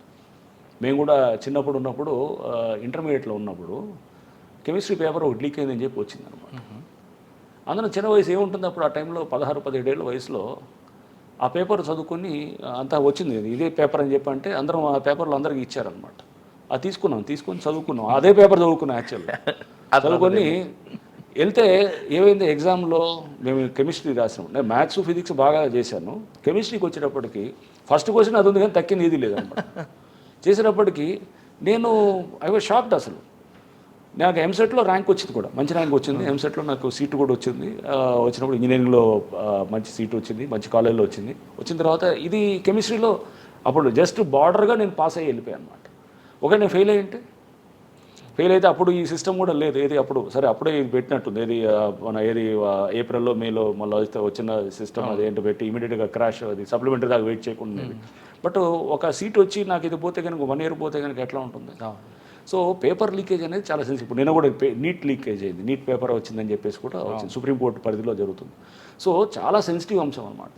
సో మనం చాలా జాగ్రత్తగా హ్యాండిల్ చేయాలి పేపర్ లీకేజ్ అనేది. ఇప్పుడు కేంద్ర ప్రభుత్వం దీంట్లో నీట్ ఎగ్జామ్లో కూడా ఈ ఇష్యూ వస్తున్నది. సో గ్రూప్ 1 కూడా లీకేజ్ అయింది అనేది. గ్రూప్ 1 అంటే దీంట్లో మనం చాలా బాధ్యతతోటి వ్యవహరించాలి ఎవరైనా కానీ. వాటితోటి ఏమైందంటే ప్రతిదీ పేపర్ రేపు అట్లాంటిది వచ్చినప్పుడు ఒక దాని గురించి పేపర్ లీకేజ్ గురించి మాట్లాడుతున్నాం అనుకోండి, పబ్లిక్లో మాట్లాడుతుంటే కనుక నెక్స్ట్ ఏమవుతుంది, నెక్స్ట్ వచ్చే నిజమైన పేపర్ ఏదో అబద్ధమైన పేపర్ ఎవరికో తెలియదు. పిల్లలు ఎలా చదువుకుంటారు? వాడు చదువుకున్నవాడు ఆ వయసులో వాడు ఏదైనా సర్క్యులేట్ అయింది అనుకోండి సోషల్ మీడియాలో, దాన్ని నమ్ముతాడు, అది పేపరే అనుకుంటాడు. అనుకున్నప్పుడు అదే చదువుకొని పోతే రేపు అది రాలేదనుకోండి సూసైడ్ చేసుకునే పరిస్థితి కూడా ఉంటుంది అనమాట. పిల్లలు వాడు భవిష్యత్తు పోయిందనుకో చాలామంది, అంటే చాలా సున్నితమైన అంశం ఇది. అందుకని చాలా జాగ్రత్తగా మనం ఏంటంటే చైల్డ్ సైకాలజీని మనం తీసుకోవాలి. ఆ వయసులో 10వ తరగతి ఏముంటుందండి, చాలా 15 ఏళ్ళు. పేపర్ లీకేజీలు చాలా కఠినంగా పోవాలన్నమాట. ఏమన్నా ఇట్లా మనకు బయట ఇట్లాంటిది ఇది. సో చాలా అందరూ కూడా అంటే మన రాజకీయ పార్టీలైనా కానీ రాజకీయ లీడర్లైనా కానీ కూడా ఇది చాలా జాగ్రత్తగా చేసుకోవాల్సిన అంశం అన్నమాట. లీకేజ్ వేరు, మ్యాల్ ప్రాక్టీస్ వేరు అన్నమాట. మ్యాల్ ప్రాక్టీస్ ఎగ్జామ్ జరిగినప్పుడు ఆ తర్వాత ఎప్పుడైతే అరెస్ట్ చేసామో ఇంకా ఏది ఒక్క లీక్ కాలేదు, ఏం లేదు. అంటే గవర్నమెంట్ ప్రెజర్ లేదు, యాజ్ పర్ లా ప్రకారం గవర్నమెంట్ ప్రెషర్ అనేది కాదండి, గవర్నమెంట్ ప్రెషర్ కాదు. మీరు ఆ అంశాన్ని మనం చాలా సున్నితమైన అంశంగా తీసుకున్నప్పుడు దాని మీద మనం వీళ్ళు ఇతనే చేసినప్పుడు బయటకు వచ్చినప్పుడు మీరు లీక్ అని మీరే చెప్తూ చేస్తుంటే కనుక రేపు దీనికి అంతకుముందు రోజు పేపర్ లీక్ అయింది, ఇది లీక్ అయింది. సో వస్తున్నారంటే మీ వ్యక్తి ఇతను ఓపెన్గా ఇతను చేస్తున్నప్పుడు యాక్చువల్గా అతన్ని చెక్ చేయాల్సింది పోయి మనం దాన్ని బయటకు పబ్లిసైజ్ చేసి ప్రతి పేపర్ లీక్ అంటే కనుక రేపు ఏమవుతుంది అక్కడ, పిల్లలు సఫర్ అవుతారు. సో అది ప్లస్ న్యాచురల్గా ఇతను మనిషే కదా, ఇతను వల్ల ఇదే కదా. సో అంటే ఆ కేసు కోర్టులో ఉంది కాబట్టి దాని గురించి మనం ఎక్కువ ఇన్వెస్టిగేషన్లోకి వెళ్ళకూడదు. సో సార్ ఇప్పుడు నాకు ఇక్కడికి వచ్చారు, సిస్టమ్ లాస్ట్ క్వశ్చన్ అడుగుతానండి. మన దగ్గర సిస్టమ్ అనేది స్ట్రాంగ్గా ఉండాలి, సిస్టమ్ కరెక్ట్గా ఉంటే కింద వ్యవస్థ కూడా బాగుంటుంది అన్నది మీరు ఫస్ట్ నుంచి నమ్ముతున్నారు. యూనిట్ ఆఫీస్ సరిగ్గా ఉంటే కింద వరకు కరెక్ట్గా వెళ్తుంది. మీరు ఎక్కువ ప్రయారిటీ సిస్టమ్కి ఇస్తున్నారు. కానీ మన దగ్గర అరెస్ట్ అన్నది తర్వాత ఆ నిందితుడికి శిక్ష పడుతుందా లేదా అని పక్కన వెళ్ళిపోయి కేవలం ప్రాసెస్ పనిష్మెంట్ మాత్రమే మనం చూపిస్తున్నాం. కానీ అసలు లాస్ట్కి అక్యూజ్డ్ ఉన్నాడు, ఏమైంది, వాడికి అరెస్ట్ చేయడా లేదు విషయం పక్కన మర్చిపోతున్నాం. కేవలం అరెస్టు, ఛార్జ్షీట్ మర్చిపోతున్నాం. ఈ అరెస్ట్ ప్రాసెస్లోనే పనిష్మెంట్ అయిపోతుంది అక్యూజ్. అంతే, అదే అవుతుంది. ఇప్పుడు దాన్ని కన్విక్షన్స్ కంట్రోల్ చేయాలంటే ఏం చేయాలి? అంటే అరెస్టు అనేది ఒక డెఫినెట్గా వాళ్ళకి అది ఒక పబ్లిక్ షేమ్గా ఫీల్ అవుతారు కూడా. అరెస్ట్ అనేది సపోజ్ 3 నెలలు 4 నెలలు అరెస్ట్ అయ్యి ఉన్నారనుకోండి. ఇప్పుడు మారుతిరావు, నేను ఆ రోజు చెప్తున్నాను, మారుతిరావు అతను అరెస్ట్ ఫీల్ అయ్యే కదా, అతను తర్వాత అరెస్ట్ అయ్యాడు. తర్వాత అతను కోర్టు చెప్తున్నాయి కదా అరెస్ట్ అనేది మ్యాండేటరీ కాదు అంటుంది కదండి. లేదు, అది కొన్ని కేసెస్లో అంటే బెయిలబుల్ 7 సంవత్సరాలు. బట్ సపోజ్ మర్డర్ కేసులో అరెస్ట్ అనేది మనం ఖచ్చితంగా అది కాదు కదా, 7 సంవత్సరాలు పైబడిన కేసులో అరెస్ట్ కానీ 7 సంవత్సరాల లోపల దాంట్లో మ్యాండేటరీ కాదు, మ్యాండేటరీ కాదు. ఎందుకంటే కానీ మన వాళ్ళు ఏం చేస్తున్నారంటే ఆ అరెస్ట్ చేసాం, ఛార్జ్ షీట్ వేసాం, అయిపోయింది అనుకుంటున్నారు కదా. కన్విషన్ వచ్చే విధంగా ఎందుకు చేయలేకపోతున్నారు? అదే చెప్పేది, ఇన్వెస్టిగేషన్ స్టాండర్డ్స్ వస్తాయి దాంట్లో. ఎందుకంటే చాలా కేసెస్ అయిపోతున్నాయి, ప్రెషర్ ఎక్కువ అవుతుంది. ఇప్పుడు ఉండేటటువంటి ఆఫీసర్స్ కూడా వాళ్ళకి ఏంటంటే తీసుకోలేకపోతారు, కంప్లైంట్స్ కూడా అన్నీ వస్తాయి. సమాజంలో చాలా చోట్ల వ్యవస్థలు సరిగ్గా చేయలేకపోతే కూడా అది పోలీస్ దగ్గరికి వచ్చేసి వాడు ఏదైనా కానీ ల్యాండ్ కబ్జా అంటాడు, లేకపోతే ఎన్నో ఇన్స్టిట్యూషన్స్ పనిచేయాల్సిన పద్ధతిలో పనిచేయకపోతే కనుక అవన్నీ కూడా ప్రెషర్ పోలీస్ మీద పడుతుంది. ఓవర్ బర్డెన్ కూడా ఉంటారు, అంటే ఎక్కువ కేసెస్ వచ్చే కొద్దీ కూడా క్వాలిటీ తగ్గిపోతుంది. సో వీళ్ళు కొన్ని కేసెస్ బాగా చేస్తారు, అలానే ఇన్వెస్టిగేషన్ స్టాండర్డ్స్ తెలియదని కాదు. చాలామంది అవసరం మంచి ఇన్వెస్టిగేటర్స్ కూడా ఉన్నారు, చేస్తారు, కన్విక్షన్స్ వచ్చేవి కూడా ఉంటాయి. బట్ మల్టిపుల్ కేసెస్ అయిపోవడంతో కూడా ఇలా ఉంటుంది. అండ్ లోకల్ కొన్ని ప్రెషర్స్, ఇన్ఫ్లుయెన్సెస్ ఉండే కూడా కొన్ని కావాలని వీళ్ళు లైట్గా చేసేవి కూడా ఉంటాయి. కేసెస్ రకరకాలుగా ఉంటాయి దాంట్లో. ఏదైనా నేను ఇదేని కారణం అని చెప్పను కానీ, బట్ అన్నిటికైనా ముఖ్యం నేనేమనుకుంటా అంటే too many cases, too many complaints అన్నీ వచ్చేటప్పటికి ఇంత వర్క్ ప్లస్ అతను బందోబస్తులతో ఉంటాడు, సతమతం అవుతుంటాడు, ఆ ఇన్స్పెక్టర్ ఎస్ఐ అనేది చాలా ప్రెషర్ ఉంటుంది అన్నమాట. బట్ డెలిబరేట్గా మిస్చీఫ్ చేశాడు అనుకోండి, అతన్ని స్పేర్ చేయకూడదు. అతన్ని డెలిబరేట్గా చేసినప్పుడు తప్పుడు కేసులో పెట్టాడు, నేను చెప్పాను ఏదో ఖమ్మంలో విలేకర్ని ఎవరినో పెట్టాడు, ఆరు లేకపోతే కనుక ఇంకేదో ఏది వేరే కేసులో మొత్తం తారుమారు చేసేసాడు, చనిపోయిన కేసుని అసలు దాన్ని పూర్తిగా నీరుగా చేసి దాన్ని మామూలు కేసులాగా చూపించేదానికి ట్రై చేశాడు. ఇట్లాంటివన్నీ డెఫినెట్గా సీరియస్గా తీసుకుంటాం అనమాట. సార్ ఫైనల్గా చెప్పండి, ఈ డిపార్ట్మెంట్లో వచ్చే వాళ్ళకి ఏం చెప్తారు మీరు? ఇది అద్భుతమైన డిపార్ట్మెంట్ అండి. పోలీస్ అనేది నేను ముందు నుంచి చెప్తున్నాను. నేను ఉద్యోగంలో రావడానికి కూడా నేను ఒకటే, ఈ డిఎస్పీ ఉద్యోగం ఇస్తేనే వస్తాననే స్టేజ్లో వచ్చానన్నమాట. సో ఇది ఏరుకోరి ఉద్యోగంలోకి వచ్చాను. అందుకోసం డెఫినెట్గా ముందు మనకు మంచి యాప్టిట్యూడ్ ఉందనుకోండి, ఇష్టం ఉంటే కనుక రావు. ఊరిలో ఏదో ఉద్యోగంలో తీసుకుంటే వేరు, దాని మీద మనకేంటంటే ఈ ఉద్యోగంలో నిజంగా మనం చేయొచ్చు 10 మంది కంటే. నా దృష్టిలో పోలీసుని మించి ఉద్యోగం అయితే ఏమి ఉండదు. మనం పబ్లిక్కి రీచ్ అవ్వాలంటే కనుక అత్యుత్తమైన సర్వీస్ ఏముందంటే డెఫినెట్గా అది ఒక పోలీస్ సర్వీసే ఉంటుంది. ఎందుకంటే మీరు ఇమీడియట్గా చాలామందికి చాలా న్యాయం చేయొచ్చు. అండ్ పబ్లిక్ కూడా ఎవరైతే కనుక అట్లా న్యాయం చేసేవాళ్ళు ఉంటారో వాళ్ళు ఒక డెమిగాడ్స్ కింద వాళ్ళు అక్కడ ఇది చేసేటట్టు కూడా ఉంటుంది. మీకు అది బహుశా మీరు ఎన్ని కోట్లు సంపాదించినా, ఎన్ని పెద్ద పెద్ద బంగ్లాలు ఉన్నా కానీ కూడా అంత తృప్తి ఎప్పుడు రాదన్నమాట. 10 మందికి మీరు మంచి చేసి వాళ్ళందరిలో చేసేదాన్ని ఇది ఈ ఉద్యోగంలోనే వీలవుద్దని నేను అనుకుంటాను అన్నమాట. సో అందుకోసం పోలీస్ తప్పకుండా మీకు నిజంగా అటువంటి ప్యాషన్ ఉండి, అటువంటి యాటిట్యూడ్ ఉండి, ఆ యాప్టిట్యూడ్ ఉంటే కనుక దీని మించిన ఉద్యోగం లేదు. ఖచ్చితంగా రండి. అండ్ డెఫినెట్గా ఏంటంటే సమాజాన్ని బాగు చేసుకోవడానికి ఇది ఒక మంచి అవకాశం. అందుకోసం ఎక్కడ చేసినా కానీ కూడా నేను ట్రై చేస్తాను. నేను గొప్పగా చేస్తానని అన్ను కానీ, but I make an attempt. ఒక ట్రాఫిక్లో వస్తే కొన్ని రిఫార్మ్స్ చేయాలని చూస్తాం, లేకపోతే ఒక కమిషనరేట్లో వెళ్తే కనుక అక్కడేదో కొంత ట్రై చేస్తుంటాం, ఒక ఐజీగా ఉన్నప్పుడు సో ఇది చేస్తుంటాం, సిస్టమ్స్ బెటర్ చేయాలని ట్రై చేస్తాం, ఒక ప్రయత్నం అయితే చేస్తాం. ఇక్కడ కూడా అంతే. ఇది ఇప్పుడు హైడ్రా అనే దీంట్లో కూడా నేనేదో మొత్తం చెరువులన్నింటినీ కాపాడేస్తాను, నేనేదో బ్రహ్మాండంగా చేస్తానని నేనేం అన్ను, బట్ ఒక సీరియస్ అటెంప్ట్ అయితే ట్రై చేస్తాం అనమాట. Will make a serious attempt and A sincere attempt అనమాట. అది ప్రజలకు నేరుగా సేవ చేయాలంటే police department the best platform అంటున్నారు రంగనాథ్ గారు. కానీ వచ్చిన వెంటనే డబ్బుల కోసమో పవర్ కోసమో కాకుండా ప్రజలు పనిచేయండి, వాళ్ళే మీకు గుర్తుంచుకుంటారు, అదే జీవితాంతం మీకు గుర్తుండిపోతుంటో చెప్తున్నారు. ఆయన చెప్తున్నట్లుగా పోలీస్ డిపార్ట్మెంట్లో పనిచేసేవారు ఎవరైనా సరే తప్పు చేస్తే తన సిబ్బంది అయిన మీద వాళ్ళ మీద కూడా వేయక తప్పదంటూ అతను చేస్తున్నారు. ఇది రంగనాథ్ గారితో ఎక్స్క్లూజివ్ ఇంటర్వ్యూ. వచ్చే వారం మరో గెస్ట్తో మళ్ళీ కలుద్దాం. అంతవరకు నమస్తే. Thank you sir. Thank you.